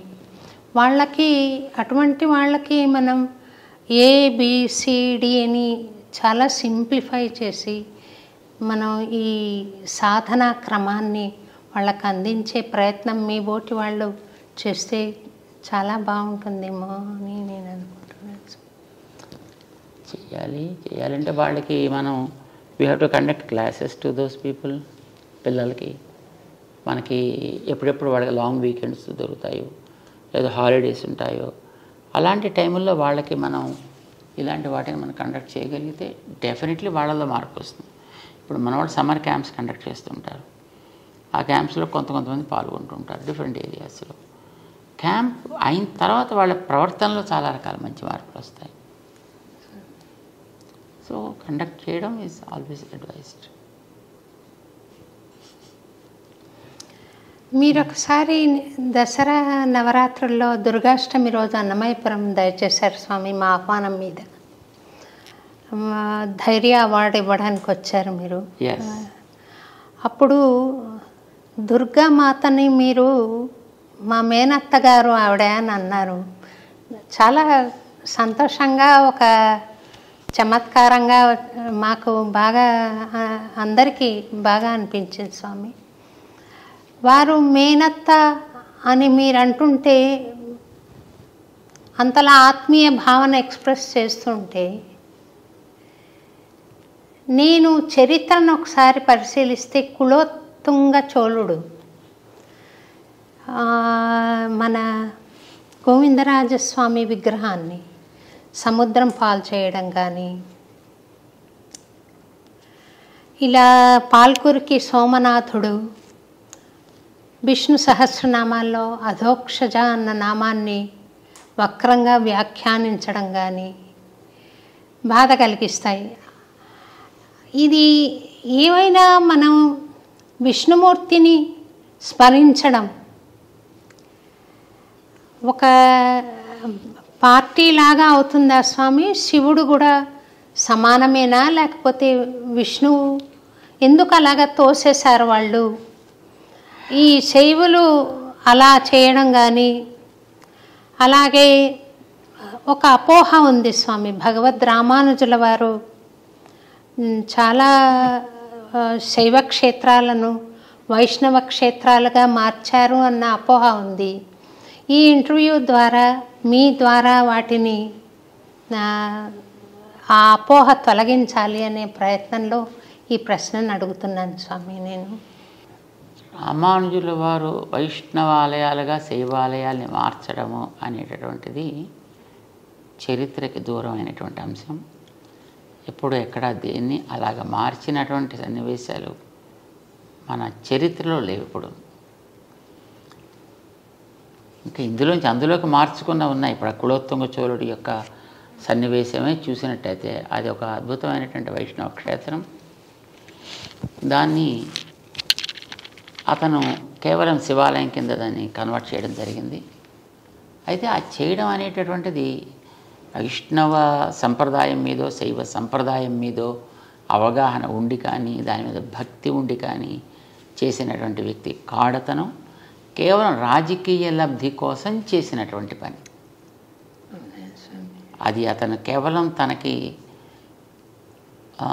రాజకీయంగా ఆనాడు కలగాల్సిన ఒక గుర్తింపుని తెచ్చుకోవడం కోసం చేసినటువంటి పని. అది అనవసరంగా వీళ్ళ మధ్య తను చిచ్చు రేకెత్తించి దాని ఫలితం పొందాలి అని అనుకున్నాడు ఆయన.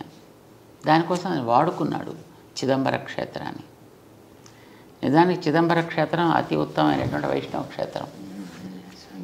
దానికి చరిత్ర చెప్తోంది. దాన్ని పార్వతికి శివుడికి ఒకనాడు సహజంగా అప్పుడప్పుడు ఏదో చిన్న చిన్న మాట వస్తుంటాయి కనుక ఇద్దరు కూడా మంచి నాట్యంలో అద్భుతమైనటువంటి ప్రవేశం కలిగిన వారు కనుక ఇందులో ఎవరు ఎక్కువ అద్భుతంగా చేయగలరు, నువ్వా నేనా అనే పోటీ ఏర్పడ్డప్పుడు మన నిర్ణయం చేసే వ్యక్తులు ఎవరెవరు కావాలి కదా. అంచేత విష్ణువు నిర్ణయం చేస్తాడు. ఎందుకంటే ఆయన నాట్య శాస్త్రానికి ఆది గురువు విష్ణువు. మధుకైటబులతోటి చేసిన యుద్ధంలో కానీ, కాళీయుడి మీద చేసినటువంటి నృత్యంలో కానీ ఆయన నాట్య పండితుడైన ఆరంభకుడు ఆయన నాట్య శాస్త్రానికి. అందుచేత ఆయన్ని మనం జడ్జిగా పెట్టుకుందాము అని అనుకున్నారు. సరే వెళ్ళారు, అందరూ వెళ్ళి విష్ణు దగ్గర ప్రార్థన చేశారు. చేస్తే తప్పకుండా నేను వస్తా. అయితే దానికి ఇలాంటి సన్నివేశంతో ఒక స్థానాన్ని, ఒక మండపాన్ని, సభా మండపాన్ని, దానికి చిదంబరానికి సభా మండపం అని పేరు. దానికి ఒక సభా మండపాన్ని ఏర్పాటు చేయండి.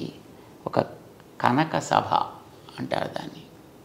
ఒక బంగారుమయమైనటువంటి సభా మండపాన్ని ఏర్పాటు చేయమని చెప్పాడు ఆయన. ఏర్పాటు చేశారు. ఇప్పుడు ఈవేళ మనం చూసేటువంటి ఆ సన్నివేశం అంతా అప్పుడు ఆయన ఆజ్ఞ ప్రకారం వాడు చేసినటువంటి ఏర్పాటు.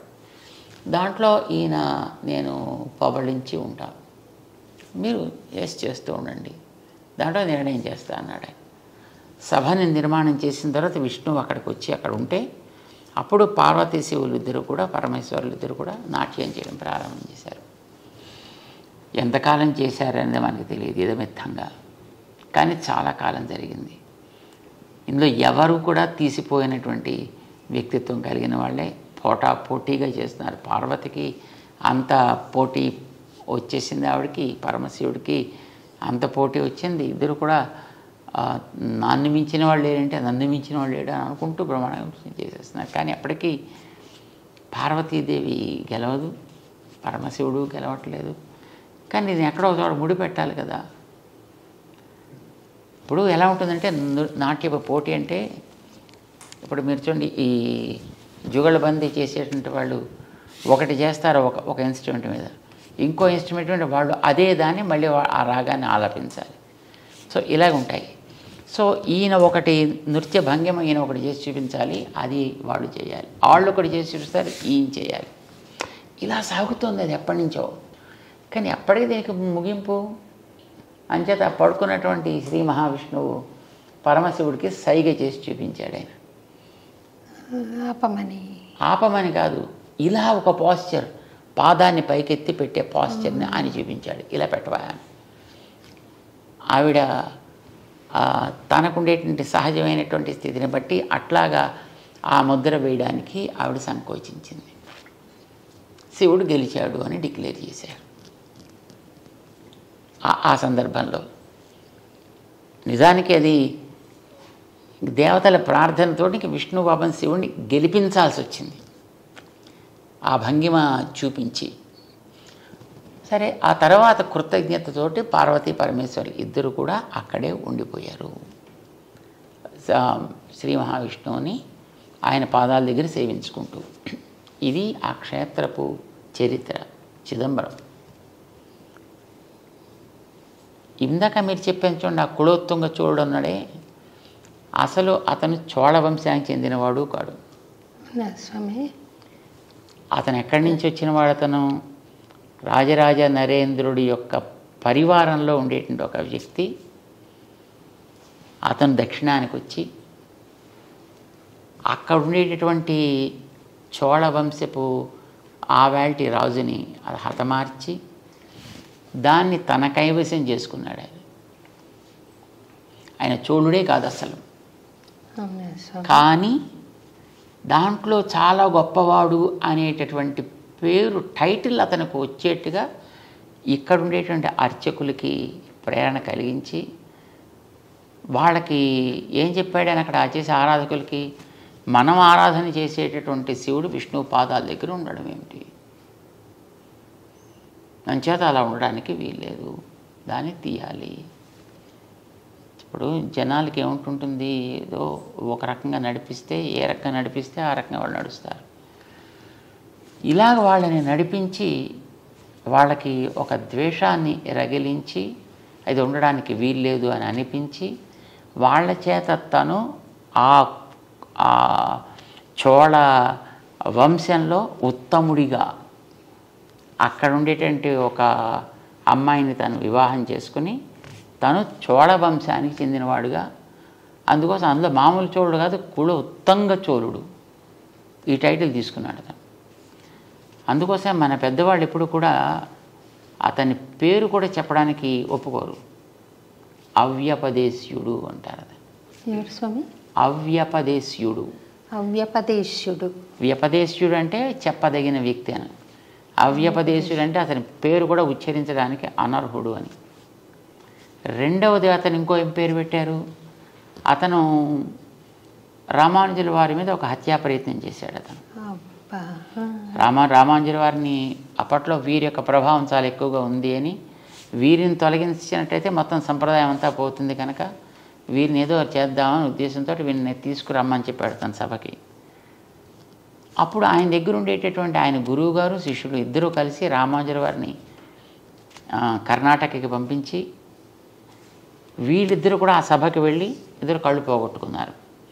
అంటే వాడు విని తత్వం తెలుసుకుందాం అనేటువంటి జిజ్ఞాస కాకుండా తన యొక్క తత్వాన్ని అందరి మీద ఆరోపించేనా వాళ్ళని కన్వర్ట్ చేయాలనుకునేటువంటి వ్యక్తిత్వం అతను.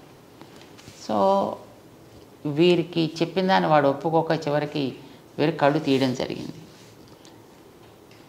సుమారుగా 20 సంవత్సరాల కాలం రామానుజుల వారు కర్ణాటక రాజ్యంలో ఉండిపోయారు. మేల్కోట క్షేత్రం అప్పుడే ఆవిర్భవించింది అక్కడ. సో ఆ సందర్భంగా తర్వాత అతనికి క్యాన్సర్ వచ్చింది. ఎవరికి స్వామి? ఆ చోళరాజుకి.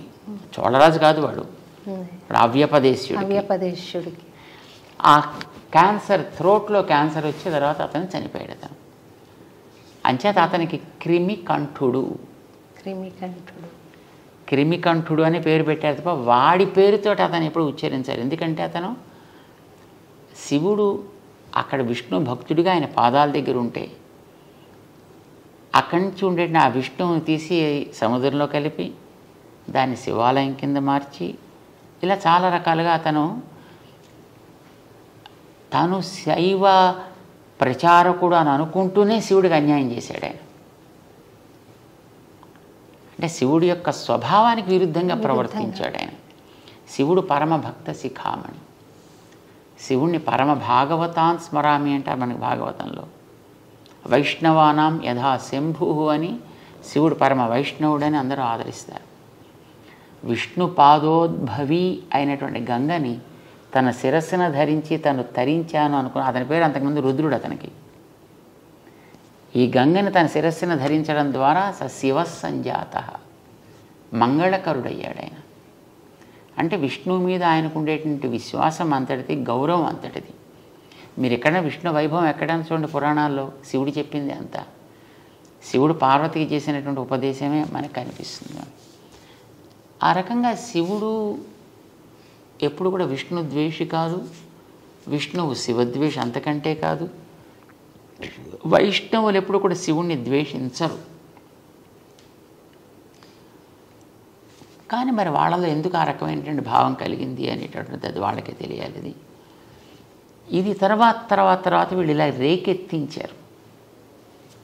ఇప్పుడు ఈ వెగేనిస్ట్గా మాట్లాడేటటువంటి వాళ్ళందరికీ కూడా వాళ్ళు ఆ మాటలతోటి వాళ్ళు మిగతా ద్వేషాన్ని వాళ్ళలో పెంచుతారు తప్ప నిజానికి వైష్ణవులకి ఎప్పుడు కూడా శివుడి మీద ద్వేషం ఉండదు.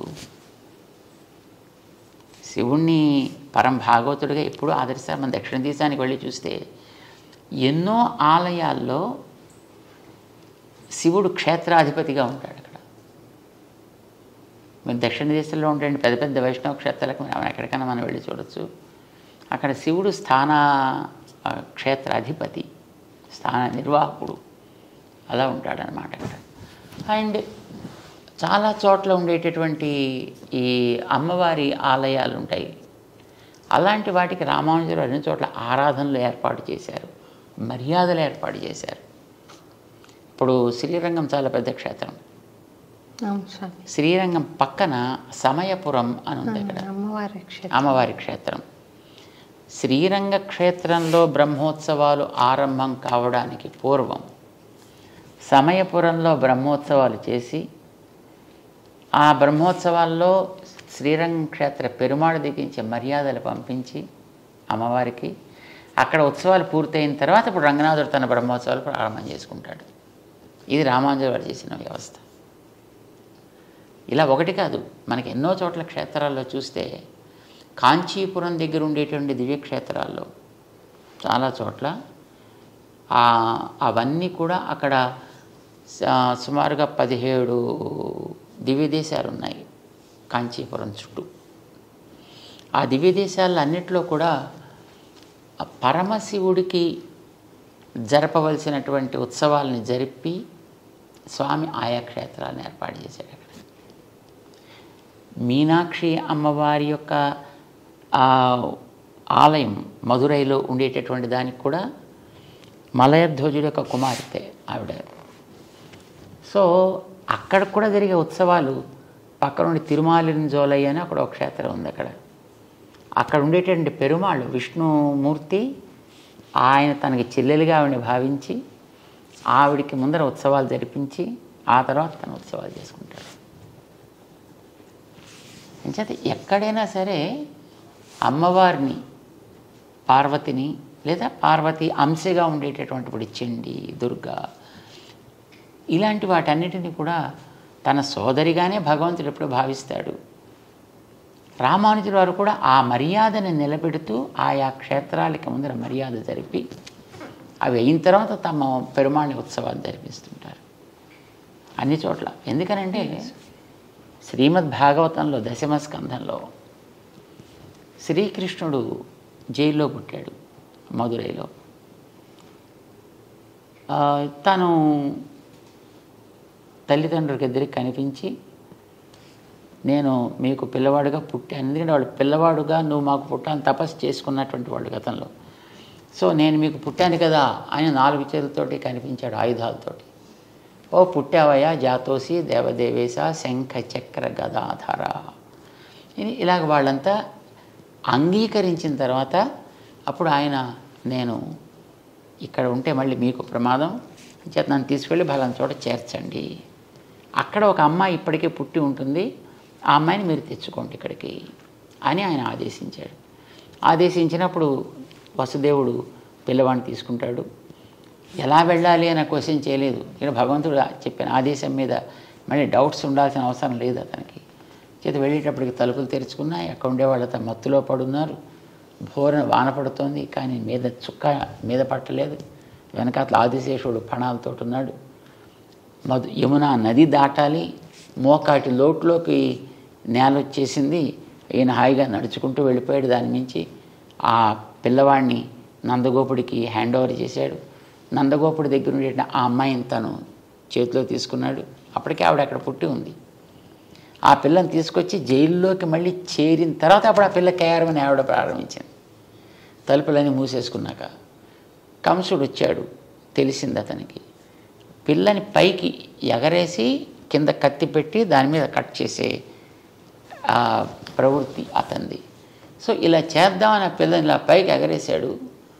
అది మొత్తం 16 చేతులతో ఉండేటువంటి ఒక శక్తి స్వరూపిణిగా వచ్చి, మూర్ఖుడా నిన్ను చంపేవాడు ఆల్రెడీ పెరుగుతున్నాడు రా అని ఆదేశించి అక్కడి నుంచి అంతర్ధానం అయిపోయింది. అప్పుడు భగవంతుడు ఆమెకి, నువ్వు ఇట్లాంటి ఉపకారం చేసావు కనుక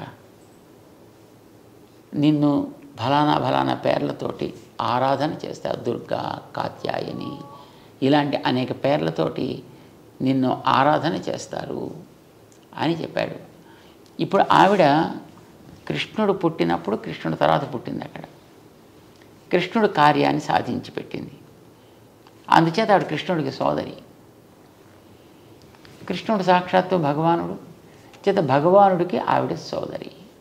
భగవానుడికి సోదరి అంటే భగవంతుడు మనకి త్వమేవ మాతాచ పితా త్వమేవ, ఆయన మనకి తండ్రి కనుక ఆవిడ ఆయన చెల్లెలు కనుక మనకి మేనత్త అయింది ఆవిడ. బాగుంది స్వామి, చాలా బాగా చెప్పారండి. శివుడి మీద ఎప్పుడు కూడా వైష్ణవులకు కానీ దానికి ఎవరికి ద్వేషం అనేది ఎప్పుడూ ఉండదు. అయితే ఎందుకు పూజ చేయాలి అప్పుడు ద్వేషం లేకపోతే?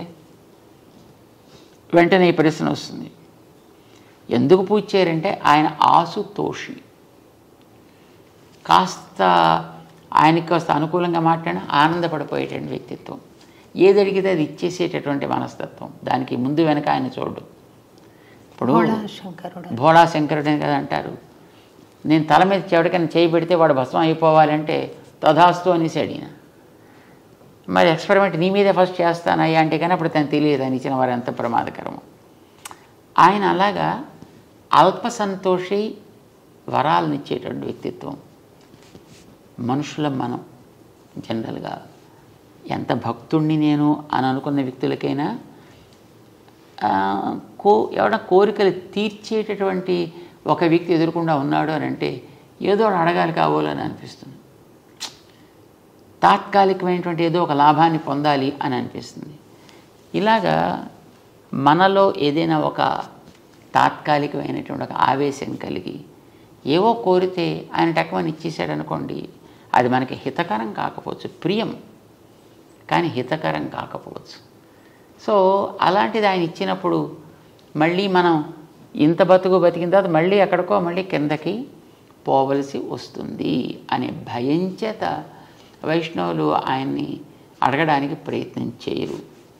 అంతే తప్ప ఆయన మీద ద్వేషం చేత కాదు. ఇప్పుడు కూడా గౌరవం అనేది అందరి మీద ఉంటుంది.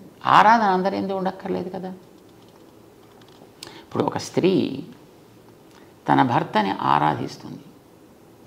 భర్త గారు అన్నగారు ఉంటారు, భర్త గారి తమ్ముడు ఉంటాడు, భర్త గారి మిత్రులు ఉంటారు. వాళ్ళు ఎవరైనా ద్వేషించదే ఆవిడ ఆదరిస్తుంది. ఆదరణ వేరు, ఆరాధన వేరు. చేత వైష్ణవుడు సాక్షాత్తు శ్రీ మహావిష్ణువు ఆయన అవతారాలు ఏముంటాయో వాటిని ఆరాధిస్తాడు.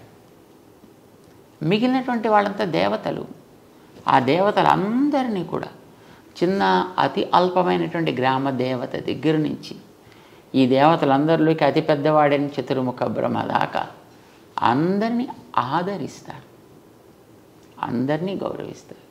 వీళ్ళంతా నా దేహంలో భాగాలే అని భగవంతుడు అంటే మనం భగవంతుడే ప్రేమ ఉంటుంది అనుకున్నప్పుడు ఆయన దేహం మీద ద్వేషం ఎందుకు ఉండాలి? నేను నిన్ను చాలా ప్రేమిస్తానయ్యా, నీ ప్రాణం అంటేనే నాకు ఇష్టం లేదు, అది మాత్రం తీసేస్తానంటే వాడిని ఏమంటాం మనం? దుర్యోధనుడు ఆ మాట అన్నాడు అలాగా.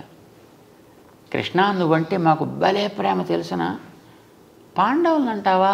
పాండవులు మాకు జ్ఞాతులు అంచేత ఏదో ఉంటాయి మాకు ఆస్తి తగాదాలు అంచేత దాని కొద్ది నువ్వు పట్టించుకుంటావేంటా? మా ఇంటికి రాకుండా వాళ్ళ ఇంటికి ఎందుకు, విదురుడి ఇంటికి ఎందుకు వెళ్ళిపోయావు భోజనానికి అని అడిగాడు రాయభారానికి వెళ్ళినప్పుడు. అంటే ఏం పిచ్చాడు నువ్వు? పాండవులు అంటే నా ప్రాణాలు అవి, 5 పాండవులు నాకు 5 ప్రాణాలు లాంటి వాళ్ళు. పాండవులు ద్వేషిస్తా నిన్ను ప్రేమిస్తానంటావు, నీ ప్రాణం తీసేస్తాను, నువ్వంటే మాత్రం ప్రేమ. ఆ మాటకి ఎంత అర్థం లేదు, నువ్వనే మాట కూడా అలాగే అర్థం లేదా అన్నాడే. సో ఎవరైనా సరే మనకి భగవంతుడు దేహంలో భాగాలే అన్నప్పుడు ఎందుకు ద్వేషం ఎందుకు ఉంటుంది? నిజమైన వైష్ణవుడు ఎవ్వడిని ద్వేషించడు. తప్పు చేసేవాడిని తప్పుని ద్వేషిస్తాడు, వ్యక్తిని కాదు. ఎవడైనా చేస్తే అట్లాగా చరిత్రలో మీరు ఎక్కడైనా ఇప్పటిదాకా గమనించండి, ఎవడైనా ఎక్కడైనా ఒక శైవ ఆలయాన్ని విష్ణు ఆలయాల కింద ఎక్కడైనా కన్వర్ట్ చేసినట్టు ఉందా? ఇవి ఎన్నో రకాలుగా మారాయి, వాటిని ఎటు నుంచి ఇటు మారలేవు.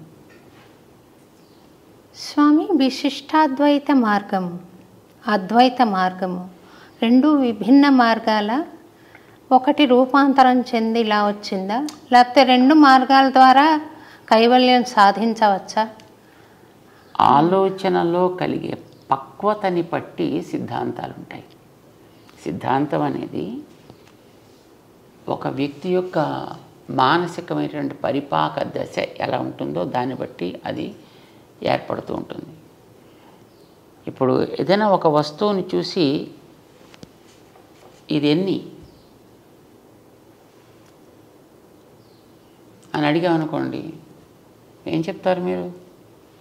తిరునామాలు, శంఖ చక్రాలు. ఇది ఎన్ని? స్వామివారి చిహ్నాలు ఎన్ని? స్వామి ఇది ఎన్ని? 3 అని చెప్పవచ్చు స్వామి. నామాలు ఒకటిగా పరిగణిస్తే బేస్ 4, బ్యాక్ కింద సపోర్ట్.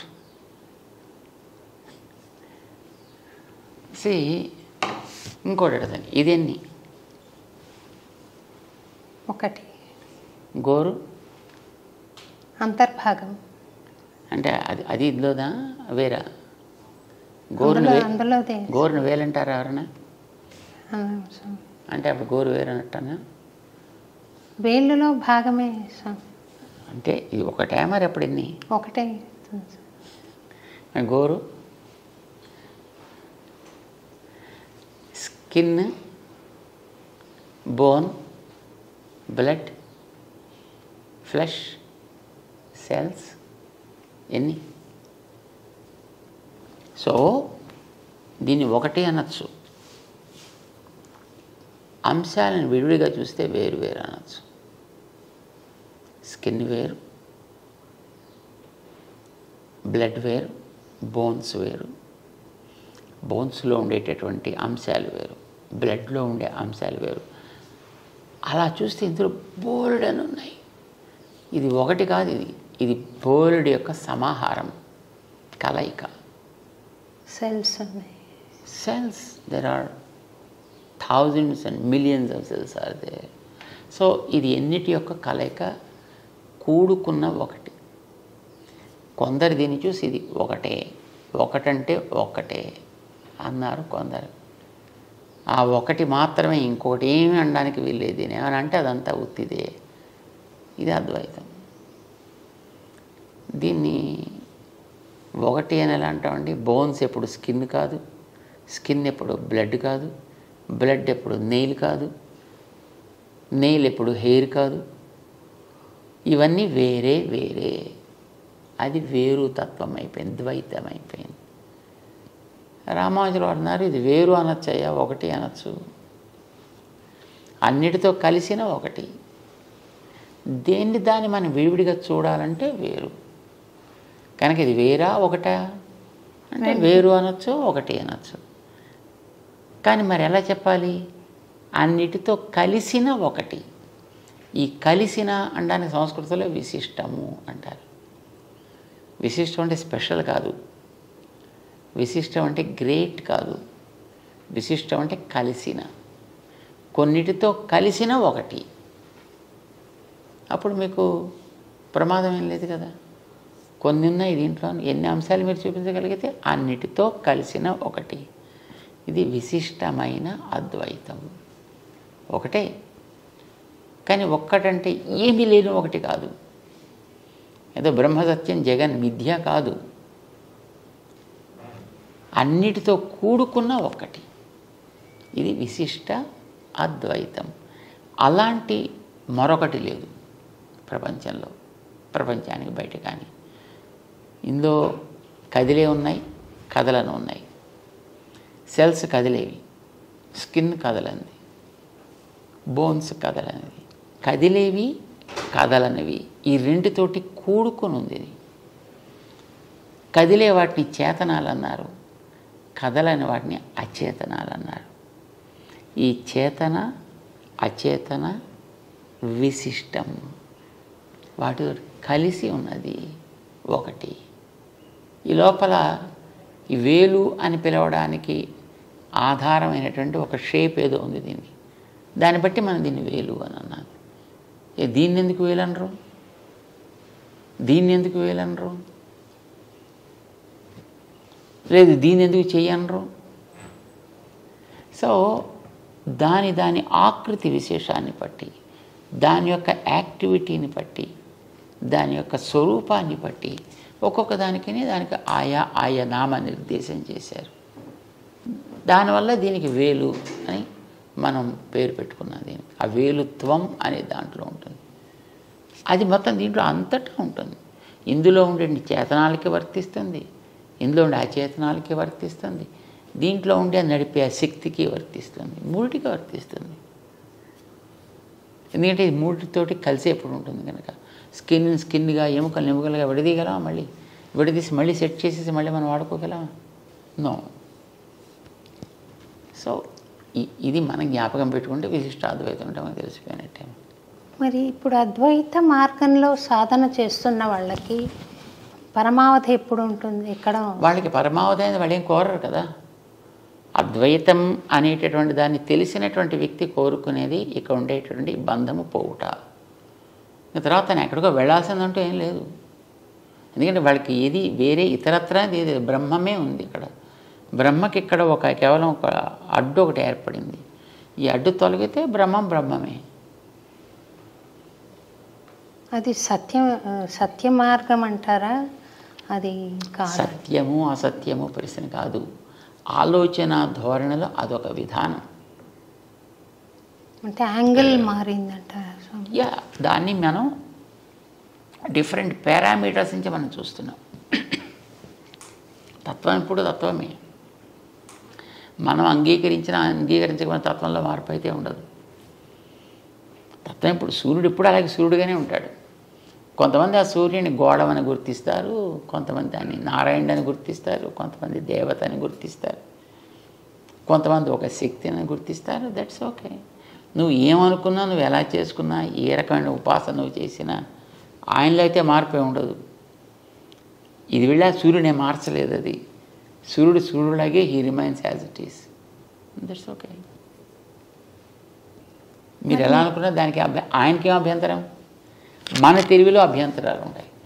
మన తెలివిలో వికాసము అనేటటువంటిది ఎంతవరకు వచ్చింది దాన్ని బట్టి మన అవగాహన కూడా పెరుగుతూ ఉంటుంది, తరుగుతూ ఉంటుంది. సో ఎన్ని రకాలుగా చూడొచ్చు అనేది మనకి మహానుభావులు చెప్పారు. ద్వైతంతో చూడొచ్చు, అద్వైతంతో చూడొచ్చు, విశిష్టాద్వైతంగా చూడొచ్చు, శుద్ధాద్వైతంగా చూడొచ్చు, భేదాభేదంగా చూడొచ్చు. So all these are different ways of schools of thought.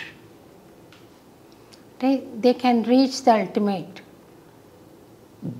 They reach whatever they wish. అంతే.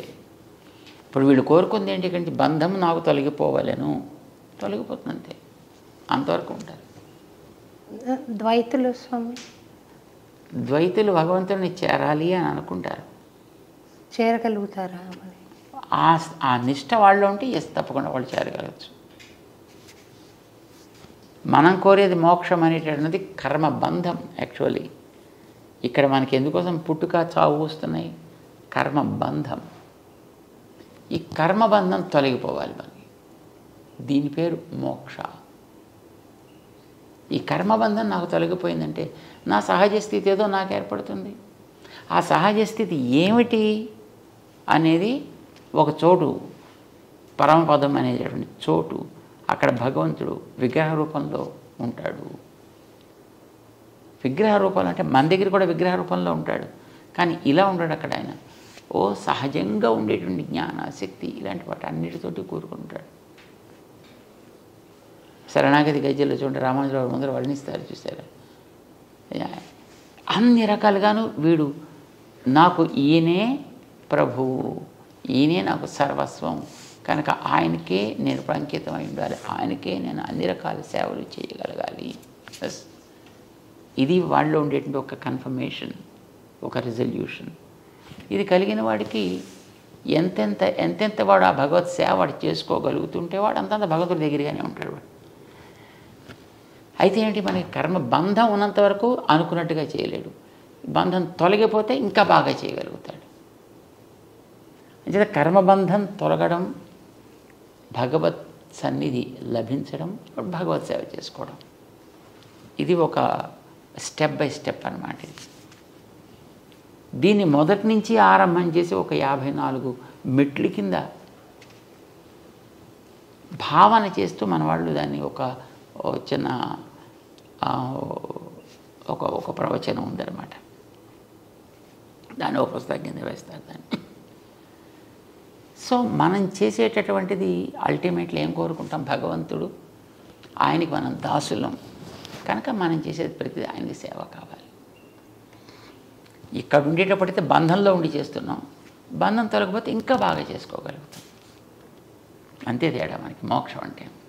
కానీ మిగతా వాళ్ళకి మోక్షం అంటే భగవంతుడు ఒకడు ఉంటాడు, వాడికి దాసుడిగా మనం ఉంటాం, మనం అక్కడ ఏదో సేవ చేస్తాం అనేది అద్వైతంలో ఉండదు. ఎందుకంటే నేనే బ్రహ్మం అయిపోతా. ఇప్పుడు దీపం ఆరిపోయింది, ఇక్కడ ఎక్కడికి వెళ్ళింది అది? మన వాళ్ళు ఎవరో చూసి వచ్చిన కొండెక్కింది అన్నారు. అదేమైనా కొండెక్కింది, ఎక్కడి నుంచి నడిచింది ఎక్కడికైనా? దీపం దేంట్లో చేరింది? దేంట్లో చేరలేదు, అక్కడ ఆరిపోయి ఊడిపోయింది. ఇలా చెప్పే కాన్సెప్ట్ ఒకటి ఉంది పూర్వంది, దాన్నే తీసుకున్నారు. తీసుకుని అది ఆరిపోవడం లేకుండా పోవడం కాదయా, అంతటా ఉన్నాడు అని అనుకునే ఆ పరబ్రహ్మ తత్వంలో ఇది కూడా ఏకమైపోయింది. ఇది వాళ్ళకి అద్వైతం అంటే.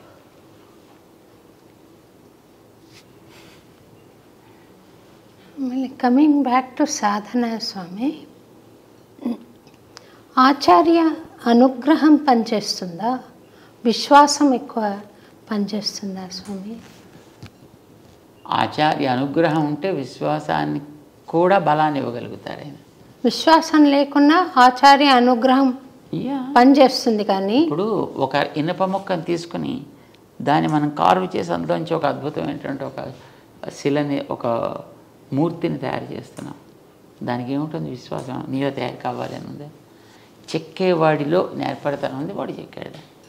అట్లానే ఆచార్యులు అనేటటువంటి ఒక తత్వం తన అనుగ్రహంతో మనలో యోగ్యత లేకపోయినా మనకి కావలసినటువంటి స్థితిని లభింపచేయగలగచ్చు. ఇప్పుడు ట్విన్ టవర్స్ని వాళ్ళు పడగొట్టారు కదా స్వామి, టెర్రరిస్టులు యా వాళ్ళు జిహాద్ అని నమ్ముతున్నారు. ఇది చేయడం ద్వారా అల్లాకి మేము దగ్గర వాళ్ళం అవుతాము, మేము అల్లా దగ్గరికి వెళ్తాము అని నమ్మి చేశారు ఆ పని. ఆ నమ్మకం వాళ్లకు పనికి వస్తుందంటారా? అది పనికిరాందే. అంటే నిష్కారణంగా ఒకడికి హింస అనేటటువంటిది ఎప్పుడు కూడా మన వైదిక సంప్రదాయంలో లేనే లేదు. నిష్కారణంగా ఎవడికి హింస కలిగించినా అది నేరమే అవుతుంది. అది నిష్కారణంగా. ఇప్పుడు ఒక పరిపాలకుడు ఒకడికి దండన విధిస్తాడు, తప్పు చేస్తే మరణదండన విధిస్తాడు. అది వాడి నియమం. వాడు దాన్ని చేసి తీరాలి వాడి మీద, అవతల వాడి యొక్క దోషాన్ని బట్టి. కానీ నిష్కారణంగా ఎవరిని హింసించడం అనేటువంటిది మన వాళ్ళు ఎప్పుడు ఒక గడ్డి పరచని కోసినా, మన రామానుజులో ఒక శిష్యులు ఒక ఆయన ఉండేవారు, కూరేసులు అంటారు వారిని, కూరతాళ్వాన్ అని అంటారు. ఆకు కోసాడు ఆయన ఒకనాడు తెలియక. దాంట్లోంచి ఆ నీటి బిందువులు జారడం ప్రారంభం చేశాయి. శాప్ అంటాం కదా మనం, ఆ అరిటాకులు కొయ్యగానే దాంట్లోంచి నీళ్ళు వస్తాయి. సో అలాగ రావడం గమనించి, అయ్యో నేను ఏడిపించానే, నేను ఎంత కష్టం వచ్చిందో నీకు. ఇది వారి భావన. అంటే నిష్కారణంగా ఎప్పుడైనా వీళ్ళకి తెలియకపోయిందా ఏదైనా ఒక హింస ఎవరికైనా జరిగినా దానికి హృదయం నొచ్చుకుని దానికి ఎన్నో రకాల ప్రాయశ్చిత్తాలు చేసుకునేటటువంటి వ్యక్తిత్వం మనకి మన గ్రంథాల్లో కనిపిస్తోంది. మరి ఎదటి వాడిని ఎంతమంది చంపగలిగితే అంతమందిని చంపి అది భగవంతుడికి ఆనందం కలిగిస్తుంది అనుకోమంటే మరి అది ఎట్లా కుదురుతుంది?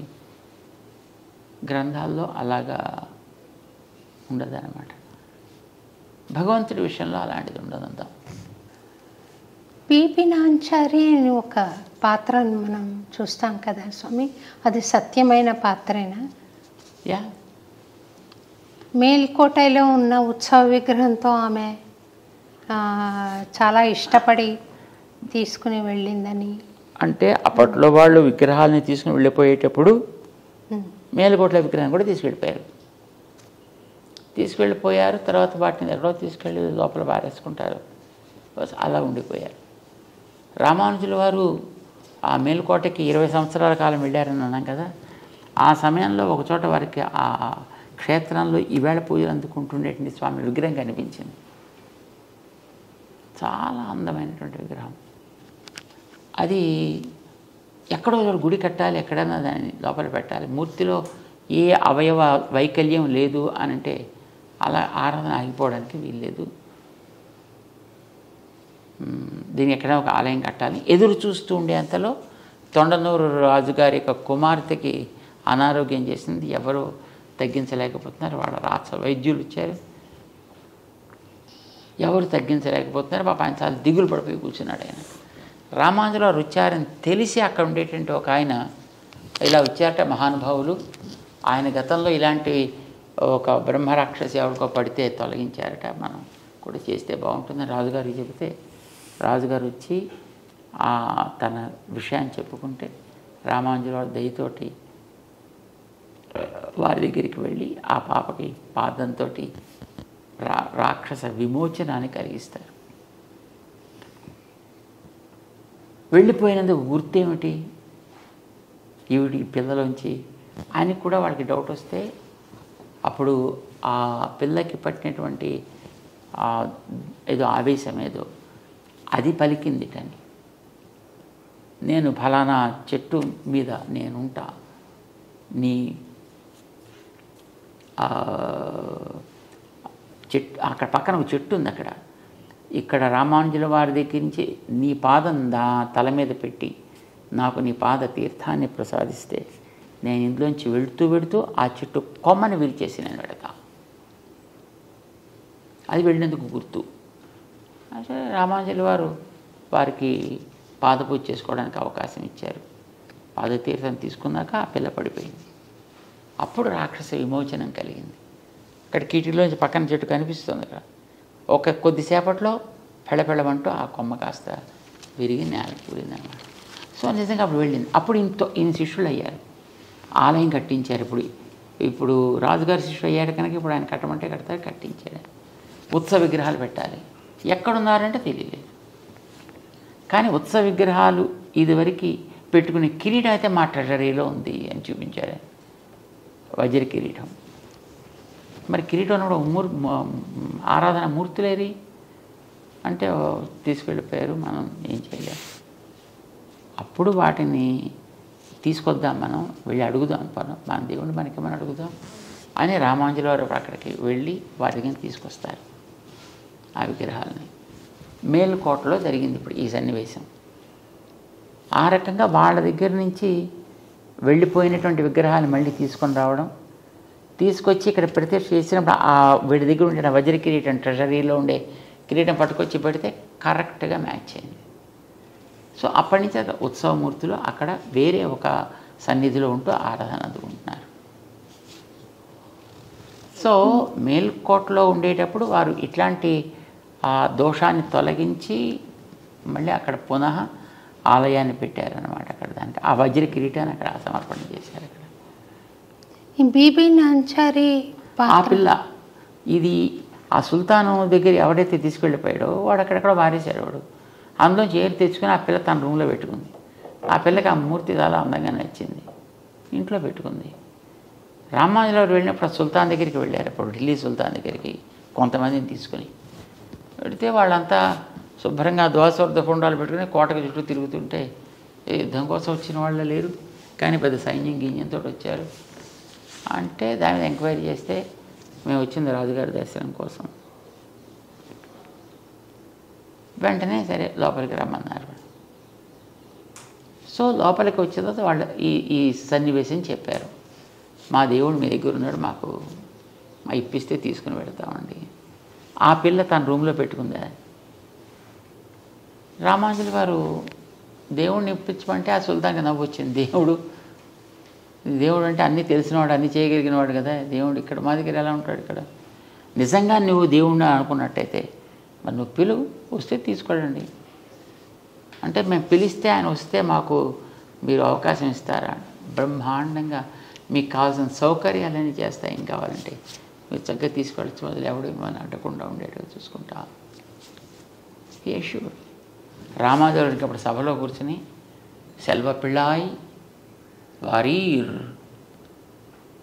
ఓ సంపత్పుత్రుడా రా అని 3 సార్లు పిలిచేటప్పటికి ఆవిడ రూములో ఆవిడ లంచ్కి వెళ్ళింది. అప్పటికి అక్కడ ఉండేటువంటి ఆ విగ్రహం నేరుగా ఇలా అలా అలా అలా అలా వచ్చి రామాయణంలో కూర్చున్నారు.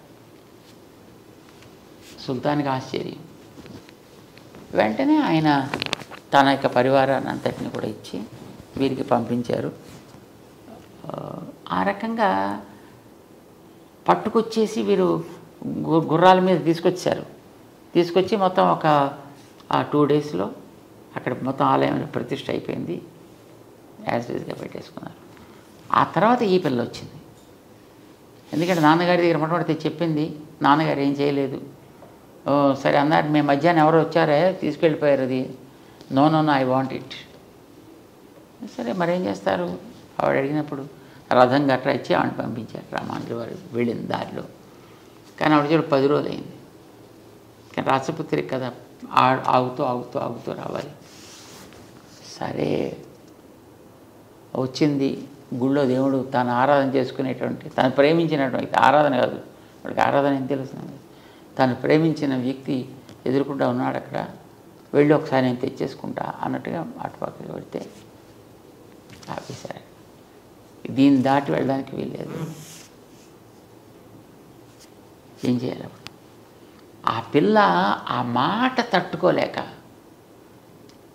నేను ఎన్ని రోజులు నా రూమ్లో పెట్టి హాయిగా ఆడుకుంటూ ఉండేటటువంటి ఆవిడ దృష్టి అది బొమ్మే కావచ్చు, కానీ she was so attached to that.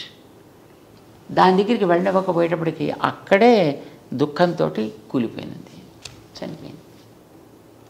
అప్పుడు రామానుజుల వారి తర్వాత తెలిసిన సమాచారం, ఈ పిల్ల ఇంత భక్తి ఇంత శ్రద్ధ, ఈ విగ్రహం ఆవిడకి సంప్రదాయం తెలుసా తెలియదా అది వేరే విషయం, ఇవన్న వచ్చునా రాదా అనేది వేరే విషయం, కానీ దట్ వే ఇన్వాల్వ్డ్ ఇది చూసి రామానుజాచార్యుల వారు ఆమెకు కూడా సాక్షాత్తు లక్ష్మీ అంశ లేకపోతే ఇంత ప్రేమ ఉండదు కనుక ఆవిడ కూడా లక్ష్మీలాగా ఆరాధనలు జరగాలి అని అక్కడ ఏర్పాటు చేసి పెట్టారు.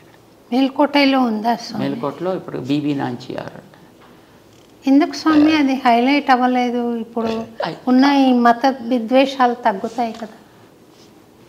వాస్తవాలు చెప్పడానికి కూడా కొంతమందికి ఇష్టం ఉండదు. జనాలంతా కలిసిపోతే కూడా ఇష్టం ఉండదు. కలిసిమెలిసి తిరుగుతుంటే చూడబుద్ధి అవ్వదు. వాళ్ళ రొట్టి బాగా వేగాలి అని అంటే వీళ్ళు కొట్టుకుంటూ ఉంటే వాళ్ళకి they have their own activities continue. ఇప్పుడు స్వాతంత్ర్యం వచ్చి 76 ఏళ్ళ పైన అవుతుంటే ఇప్పటిదాకా కొంతమంది పూరిపాకల్లో పడి దళితులు దీనులుగా ఉన్నారంటే అర్థం ఏంటి? ఇప్పటికి ఎన్ని లక్షల కోట్లు వాళ్ళ కోసం శాంక్షన్ చేసే ప్రభుత్వాలు. ఏమైపోయావంతా? అవన్నీ ఇచ్చుంటే వాళ్ళకి అసలు ఇప్పటి బ్రహ్మాండ భవనాల్లో వాడుతూ ఉండాల్సిందే. అలాంటి పూరిపాకలే ఉండకుండా ఉండాల్సింది అంటే ideologically that's good. That's utopian ideology, right? కానీ అది కనుక లేకపోతే వీళ్ళకి రాజకీయంగా నిలకడ ఉండదు. అంచేత వాళ్ళు మెయింటైన్ చేస్తూ ఉండాలి ఎప్పుడు. ఒక చిన్న భక్తురాలిగా నేను ప్రచారం చేయొచ్చా స్వామి ఆ కథ? చక్కగా చేయాలి. మన ప్రైమ్ మినిస్టర్ గారే చెప్పారు రామానుజుల విగ్రహాన్ని ఆవిష్కరించడానికి వచ్చినప్పుడు. ఇక్కడ వచ్చి చెప్పారు కానీ అన్ని చోట్ల చెప్పాలి కదా. అన్ని చోట్ల అవసరం ఎక్కడ వస్తే అక్కడ చెప్తారు, దానికే ఉంది. ఇప్పుడు రామానుజుల వారి స్టాంప్ రిలీజ్ చేశారు ఢిల్లీలోనే, వారి భవనంలోనే చేశారు. బ్రహ్మాండంగా చెప్పారు అప్పుడు దాని గురించి. ఆ రోజుల్లో 1000 ఏళ్ల క్రితం రామానుజుల వారు చేసినటువంటి సామాజికమైనటువంటి విప్లవాలే కాదు, ఆధ్యాత్మిక రంగంలో వారు చేసినటువంటి రెవల్యూషనరీ చేంజెస్, రిఫార్మ్స్, ఇంత పదవి పవరు ఉండి కూడా మా చేతుల్లో మేము వాటిని టచ్ చేయడానికి కూడా సాహసించలేము. అలాంటి గొప్ప గొప్ప అచీవ్మెంట్స్ వారు ఆ రోజుల్లో చేశారంటే చాలా ఆశ్చర్యం అని ఆనందంతో పొంగిపోయాడని చెప్పుకున్నాయి. సో జనాలకు తెలియకపోలే, కానీ తెలిసిన వాటిని పైకి తెలియనివ్వాలి. ఎందుకంటే తెలిస్తే మళ్ళీ జనం అంతా అలాగే అయిపోయి కలిసిపోయి జనం అంతాను వీళ్ళంతా ఉండిపోతే ఇంకా తర్వాత వాళ్ళకి ఇంక చెప్పడానికి ఏముంటుంది. సో రోగికి మందు ఇచ్చేస్తే ఇంకా మళ్ళీ తన దగ్గర రాకపోతే తన ప్రాక్టీస్ పోతుందనుకునే డాక్టర్ చూడండి ఆ రోగాన్ని జీవితాంతం మెయింటైన్ చేస్తాడు, డయాబెటీస్ లాగా. సో ఇలాంటి వాళ్ళు మెయింటైన్ చేస్తున్నారు. కానీ నిజానికి రామానుజుల వారు ఆ రోజులో చేసిన ఉపకారం చాలా అద్భుతం అన్నమాట. అందరినీ కూడా ఒక ప్లాట్ఫామ్ తీసుకురాగలిగారు కదా ఆయన. అందరూ కూడా భగవంతుడితో సమానమే అన్నారు కదా. ఒక మాల వ్యక్తికి తన గురువు గారు అంతిమ సంస్కారం చేయడం తన కన్నులతో చూశాడు ఆయన. చేత మనకి సాంప్రదాయకులలో ఏ రకమైనటువంటి చికాకులు ఉండవు, లేవు. కానీ అందరికీ తెలియడానికి తెలియచేయాల్సినటువంటి స్థాయిలో ఉండేవాళ్ళు తెలియజేసే ప్రయత్నాలు చేయటం లేదు. మిగతా వాళ్ళు చెప్పేది కొంతవరకు పెడతాయి. మాస్లోంచి వెళ్ళడానికి కావాల్సినట్టుగా ఉంటే అది ఎక్కువ మందికి రీచ్ అవుతుంది. ఈ ఆధునిక యుగంలో కులం యొక్క ప్రాముఖ్యత ఏమైనా ఉందా స్వామి? వేస్టా? కులము అనేటటువంటిది ఒక స్కిల్ని బట్టి వచ్చినటువంటిది. ఇప్పుడు వ్యవసాయం చేసేటువంటి ఒక రైతు ఉన్నాడు అనుకోండి, ఆ రైతు యొక్క పిల్లాడికి 6 ఏళ్ళు 7 ఏళ్ళు వయసు ఉండే పిల్లాడికి కూడా తండ్రి వెంట వెడుతూ ఉంటాడు కనుక అతనికి తెలుస్తుంది ఏ సీజన్లో ఈ గింజలు నాటాలి, ఏ సీజన్లో నీళ్ళు కట్టాలి, ఏ సీజన్లో అక్కడ దానికి తూములు అవన్నీ తెరవాలి, ఏ సమయంలో దానికి కోతలు కొయ్యాలి, ఎప్పుడు ఎట్లాంటి సమస్యలు రావచ్చు, ఎలా కోసి ఇంటికి ఇవన్నీ వాడికి కరతలామలకంగా ఉంటాయి. ఇది స్కిల్ అంటాం, ఇది కులపు ప్రభావం అంటాం. అది వ్యవసాయానికి మీకు ఎగ్జాంపుల్ చెప్పాను. మీకు ఎంఎస్సీఓ లేకపోతే ఇంకోటి ఏదో అగ్రికల్చర్ ఎంఎస్సీ చేసిన వాడిని వెళ్ళి గింజలు నాటరా అంటే వాడికి నాటుడు రాదు, కోత రాదు, వాడికి ఇంకోటి రాదు, వాడు ఏం చేయలేడు. వాడికి చదువు ఉంది, వీడికి పొట్టనిండా అక్షరాలు ఉన్నాయి, కానీ చేతులకి మూమెంట్ లేదు వాడికి. కానీ ఆ కుటుంబంలో ఉండేటువంటి పిల్లలకి లేకపోతే వాళ్ళ బంధువులకో వాళ్ళకి అన్ని స్కిల్స్ వాళ్ళకి వచ్చి ఉంటాయి, దాంట్లో వాళ్ళు ఎక్స్పర్ట్స్గా ఉంటారు.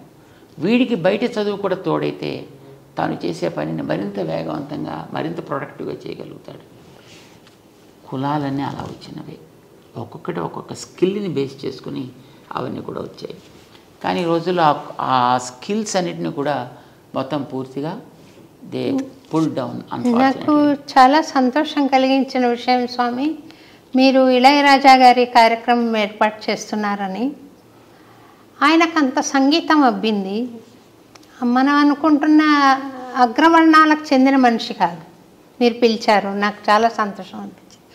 ఆయన అంతటి కంపోజర్గా నిరూపించుకున్నాడు అన్ని పాటల ద్వారా. ఇళయరాజా గారు ఒక వాద్య సంగీతాన్ని ఆయన అమర్చినట్లుగా ఇంకెవరు అమర్చలేరు స్వామి. అంత అద్భుతమైన కళ ఉన్న మనిషి ఆయన, టాలెంటెడ్ పర్సన్. మరి ఆయనకి పూర్వులు ఎవరున్నారనేది నాకు తెలియదు. అది భగవద్ అనుగ్రహమా లేకుంటే స్వయం కృషి అంటారా స్వామి?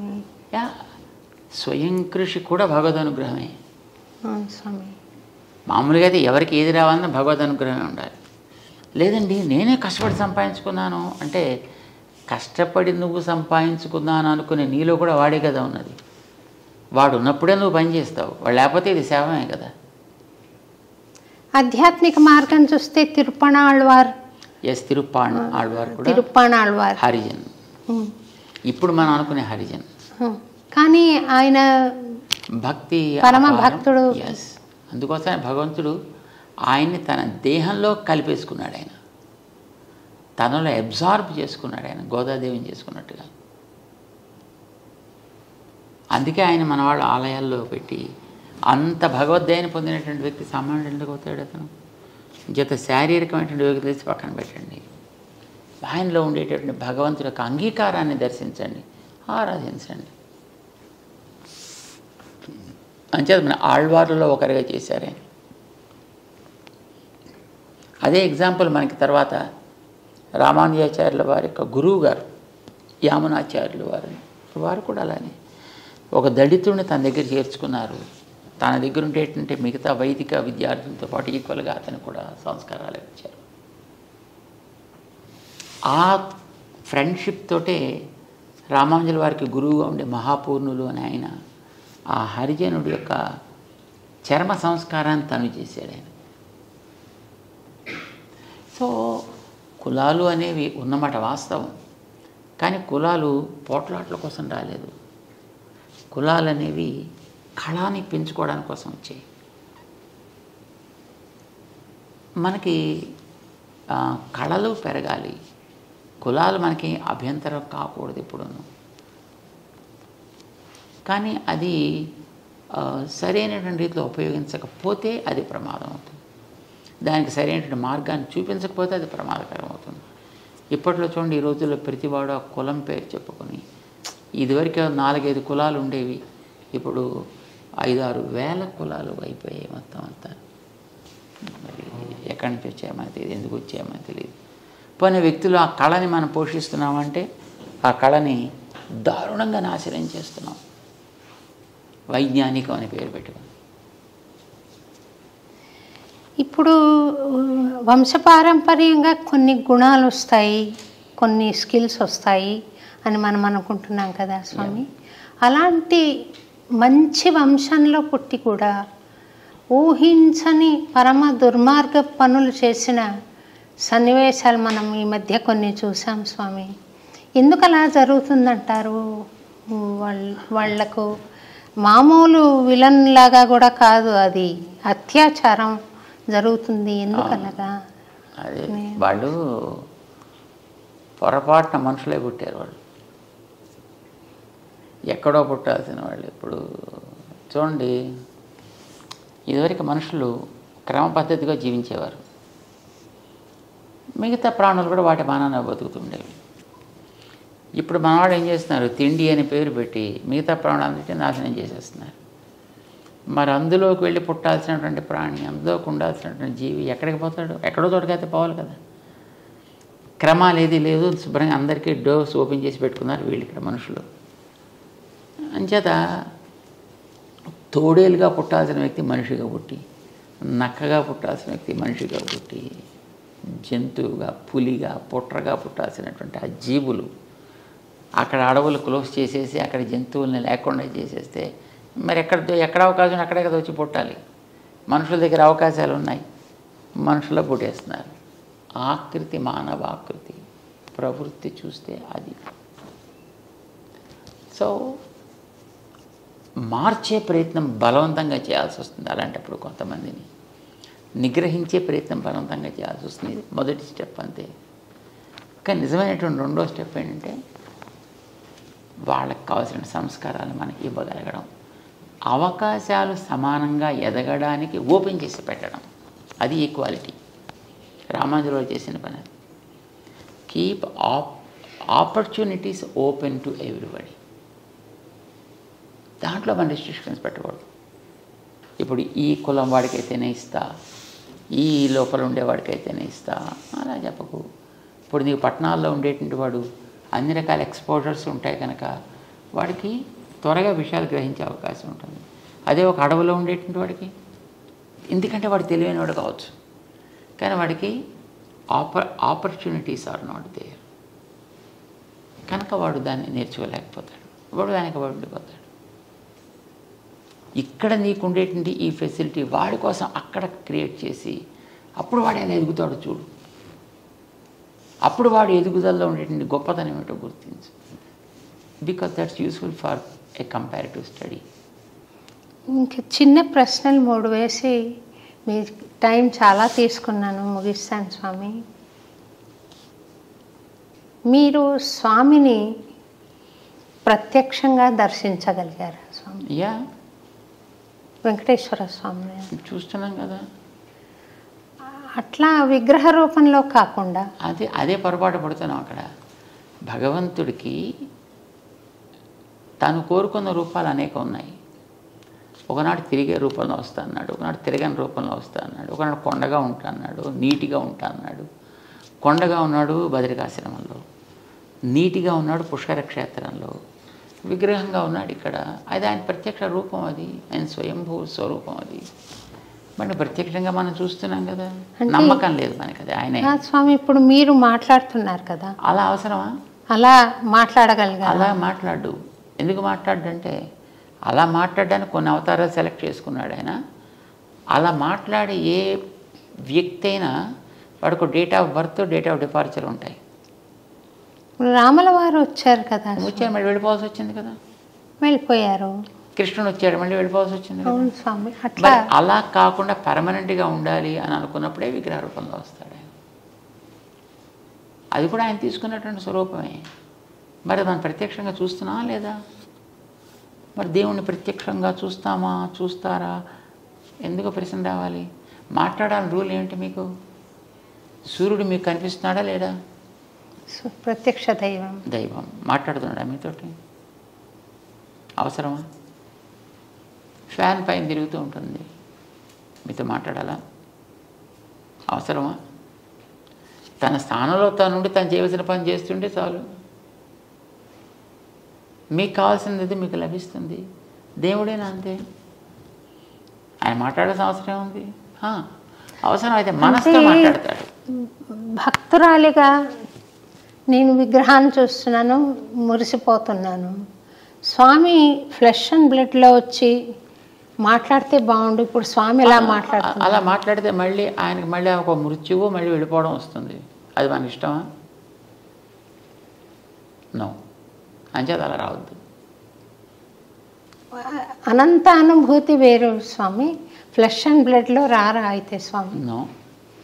కొన్ని అనుభూతులు నాకు భగవంతుడి అనుగ్రహంతో, ఆచార్య అనుగ్రహంతో నాకు కలిగాయి స్వామి. అంటే భగవాన్ మానుష రూపేణ అని. మీరు కూడా అట్లా కొన్ని సందర్భాల్లో నాతో మాట్లాడిన అనుభూతి నాకు ఉంది స్వామి. మనసులో నేను అనుకుంటున్న దానికి జవాబు మీరు చెప్పడం, ఇది భగవద్ అనుగ్రహం ఉంటేనే స్వామి అలా మాట్లాడారు, భగవంతుడి స్వరూపంగా అని అనిపించింది. అంతే ఉంటుందా, ఇంకేమైనా స్వామి దర్శనం ఇవ్వడం అనేది ఉంటుందా స్వామి? అది మనలో ఉండే భావ ఆవేశం అంటాం దాన్ని. ఇప్పుడు మామిడి పండుని తలుచుకుంటూ ఉండేవాడు, ముఖ్యంగా చిన్నపిల్లల్లో. అదే పండు పండు పండు పండు పండు పండు అని వాడు అనుకుంటుంటాను. వాడు నిజంగా అక్కడ ఒక తోట మామిడి పళ్ళు వీడు పెడుతున్నట్టు, దాంట్లో పండు పట్టుకుంటున్నట్టు, వీడు తింటున్నట్టు వీడికి భావన కలుగుతుంది. ఒక్కొక్కసారి పిల్లలకి నిద్రలో అలాగే అనిపించి నిజంగా లేచి నడిచేస్తుంటారు. ఇది భావన తీవ్రత వ్యక్తిలో కలిగేటటువంటి. అది లోపల బయట ఈ తేడా తెలియనంత క్లారిటీ వాళ్ళల్లో ఉంది. భక్తుడికైనా అంతే, భగవంతుడి విషయంలో అంత భావన తీవ్రత ఆ వ్యక్తిలో ఉండేటప్పుడు ఎదురుకుండా ఆ వ్యక్తి ఉన్నట్టు, మాట్లాడుతున్నట్టు, ఆ వ్యక్తి తనతోటి మాట్లాడుతున్నట్టు కూడా అనిపిస్తుంది. ఇది భావనే అని అంటాం. అది భక్తుల్లో ఎక్కడ ఇలాంటివి జరిగినా అది భావనే. నిజంగా భగవంతుడికి అలా రావాల్సిన అవసరం ఏముంటుంది కనుక రాటలాగా అలా అనుకుంటే మనకి భగవంతుడు లేని చోట ఎక్కడ కనుక. ఇప్పుడు ఇక్కడ నీకు ఇలా కనిపించిందంటే ఇందులో కూడా భగవంతుడు ఉంటాడు కదా. నువ్వు ఇలా పట్టుకున్నాడు భగవంతుడు నేరుగా పట్టుకున్నట్టే కదా. కానీ మనకి నమ్మకం ఉండదు అంటున్నాను. ఇక్కడ నమ్మకం ఉండదు. అంచేత మనం we are lost not because he is not there, we are lost because we not believed in the way he is for us. చేత మనతో అలా మాట్లాడద్దు. ఇప్పుడు మీకు ఇక్కడ కూర్చున్నప్పుడు ఈ విగ్రహం టక్క మన మీద మాట్లాడడం ప్రారంభిస్తే మీరు భయపడి పారిపోరండి. ఇది ఇలా కదిలిందనుకోండి తనంతా తాను ఇలాగా జడుచుకోరు మీరు అంతా. అంచేత కదలకూడదు. మనం భయపెట్టడం కోసం కాదు ఆయన ఉండేది, భయాలు తొలగించడం కోసం. చివరి కోరిక ఒకటి కోరుతాను స్వామి, మీరు దయచేసి మన్నించాలి. రైట్.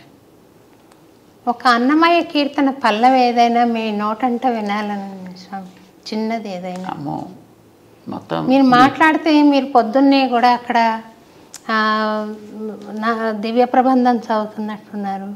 చాలా చాలా మెలోడియస్గా వినపడుతుంది ఉంటుంది. ఒక లైన్ అనండి. అంటే ఇప్పుడు మేమంటే ఇప్పుడు ఈ ముందర కూర్చున్న వాళ్ళంతా ధనమని పడిపోతారు అంతే. ఒక లైన్ అనండి. మళ్ళీ ఇంకోసారి ఎప్పుడు జీవితంలో మీకు పాటలు అందరూ సంతోషపడతారు. ఒక లైన్ ఏదైనా మీకు తోచిన పాట ఏదైనా ఒక లైన్ అనండి. మాకు అలాగా పెద్ద పాటలు, మాకు మాటలు తప్ప పాటల వాళ్ళం కాదు. మీరు పాడారు స్వామి, చాలా అందంగా అనిపించింది. పైన మేము విన్నాము, మాట్లాడుతుంటే కూడా పాడినట్టుగా వస్తుంది స్వామి. అన్నీ ఏదో ఇప్పుడు అదిగో అల్లదిగో శ్రీహరిధామం ఇలా ఏదో అంటుంటాం, అంతవరకే తప్ప నిజంగా పాడితే ఇంకా లాభం లేదు. పాడండి స్వామి, ఒక లైన్ అనండి. మాకు అలాంటి కంఠం లేదు. చక్కగా ఉంది స్వామి, పాడండి పాడండి. అలాగే అనండి స్వామి, అనండి. అదిగో అల్లదిగో. గతులన్నీ ఖిలమైన కలియుగమందున గతి ఈతడే చూపే చూపే ఘన గురుదైవము.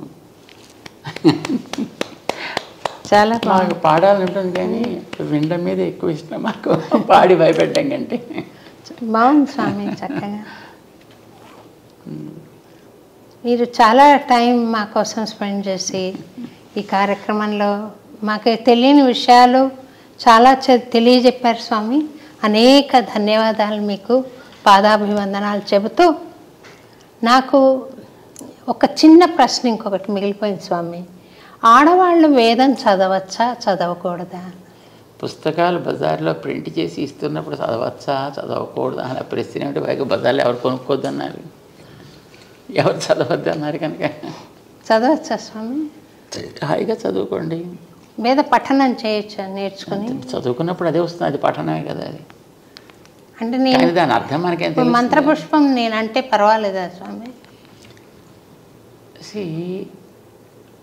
ఒక దాని మీద మనకి గౌరవం ఉండేటప్పుడు దానికి ఇది నియమము అని చెబితే ఆ నియమం మీద కూడా గౌరవం మనకు ఉండాలి. నాకు వేదం అంటే వల్ల మారిన ఇష్టం అండి, మంచిది. ఆ వేదం తన కోసం ఇది నియమము అని చెప్పినప్పుడు మన నియమాన్ని కూడా ఎందుకు దాన్ని, నీ నియమాన్ని నేను ఒప్పుకోను కానీ నిన్ను నేను ఒప్పుకుంటానంటే దట్స్ ఇర్రిలవెంట్, రైట్? అలానే వేదం అనేటటువంటిది ఒక పద్ధతిలో ఇలా జరపాలి అన్నప్పుడు మనం దాని మీద గౌరవంతో ఆ నియమాన్ని మనం పాటిస్తాం. ఒకటి, మనకి భగవంతుడికి అర్పించడానికి ఒక ఉత్తమమైనటువంటి ప్రార్థన కావాలి అని అంటే ఎంతోమంది మహానుభావులైనటువంటి ఆచార్యులు, పెద్దలు, ఋషులు మనకి ఇచ్చినటువంటి ఉత్తమమైనటువంటి ప్రార్థనలు కావలసినవి ఉన్నాయి. చక్కగా ఏదో ఒకటి చెప్పచ్చు మనం. దానికి ఇది నియమం అని చెప్పినప్పుడు ఆ నియమాన్నే నేను పాడు చేసే నేను నా ఇష్టం వచ్చినట్టు చేస్తానంటే దాని మీద మనకేం గౌరవం ఉన్నట్టు. అంటే నియమానికి కారణం ఏదైనా ఉంటుంది? యూజువల్గా వేదం చదవాలి అని అంటే ఆ చదివేటటువంటి వ్యక్తి యజ్ఞోపవీతధారి అయి ఉండాలి. నెంబర్ 1. 3 పూట్ల సంధ్యావందనం చేయాలి, అగ్ని కార్యాదులు చేయాలి. 3 పూట్ల సంధ్యావందనం చేయడం అనేటటువంటిది మహిళలకి బయలాజికల్గా కుదరదు. వాళ్ళకు ఉండేటువంటి మెన్స్ట్రుయల్ డిస్టర్బెన్సెస్ని బట్టి. It's not a disturbance, it's the phenomenon of the body.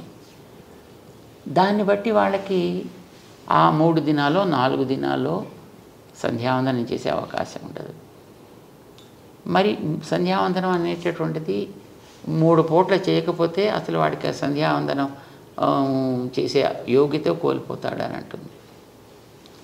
మరి వాళ్ళకి ఆ అవకాశం లేదు కనుక వాళ్ళకి అవసరం లేదన్నారు. అవసరం లేదనిపించారు. కారణం వాళ్ళకి సంతానానికి అనేటువంటి ఒక యోగ్యత ఒకటి ఉంది కనుక. వాళ్ళకి అది గొప్ప ప్రివిలేజ్ కదా, అది మగవాడికి ఉందా? వీడు ఎంత ఏడ్చినా ఎంత కొట్టుకున్నా వీడికి అలా సంతానానికి అనేటువంటి యోగ్యత ఎవడిస్తాడు వీడికి? సో ఎవరి ప్రివిలేజెస్ వాళ్ళకు ఉన్నాయి. అవి లోపాలు అని అనడానికి వీల్లేదు. అది వాళ్ళకు ఒక అవకాశం, ఒక అవకాశం. ఇప్పుడు ఆ శ్రమ నీకు అక్కర్లేదు, నీకుండేటువంటి మరొక అధికారాన్ని చక్కగా నువ్వు హాయిగా వినియోగించుకో. ఈ అధికారం వాడికి రాదు కనుక ఎవరెవరికి ఏ ఏ నియమాలు అనేవి ఏర్పరిచి పెట్టిందో ప్రకృతి, దాన్ని పాటిస్తే ప్రకృతి ధర్మాన్ని మనం పాటించిన వాళ్ళు అవుతాం. That's all it is. లేదు చదువుతానంటే చదువుకోవడానికి హాయిగా పుస్తకాలనే మనం చదువుకోవడానికి అభ్యంతరం అయితే ఏం లేదు. దాంట్లో హాయిగా చక్కగా చదువుకోవచ్చు, అర్థాలు తెలుసుకోవచ్చు, ఆనందించవచ్చు. And who stopped? చాలా సంతోషం. థ్యాంక్ యూ వెరీ మచ్ స్వామి. చాలా థ్యాంక్స్ స్వామి. చాలా టైం మాకు కేటాయించారు. అనేక కృతజ్ఞతలు. ఓపికగా విన్నందుకు సంతోషం. మంగళాశాసనాలు చేస్తాను. అమృత తుల్యమైన సందేశం చెప్తుంటే, సమాచారం మీరు తెలియజేస్తుంటే వినడానికి ఏం కష్టం స్వామి. నాకు చాలా సంతోషం. జై శ్రీమన్నారాయణ. జై శ్రీమన్నారాయణ స్వామి. Thank you very much.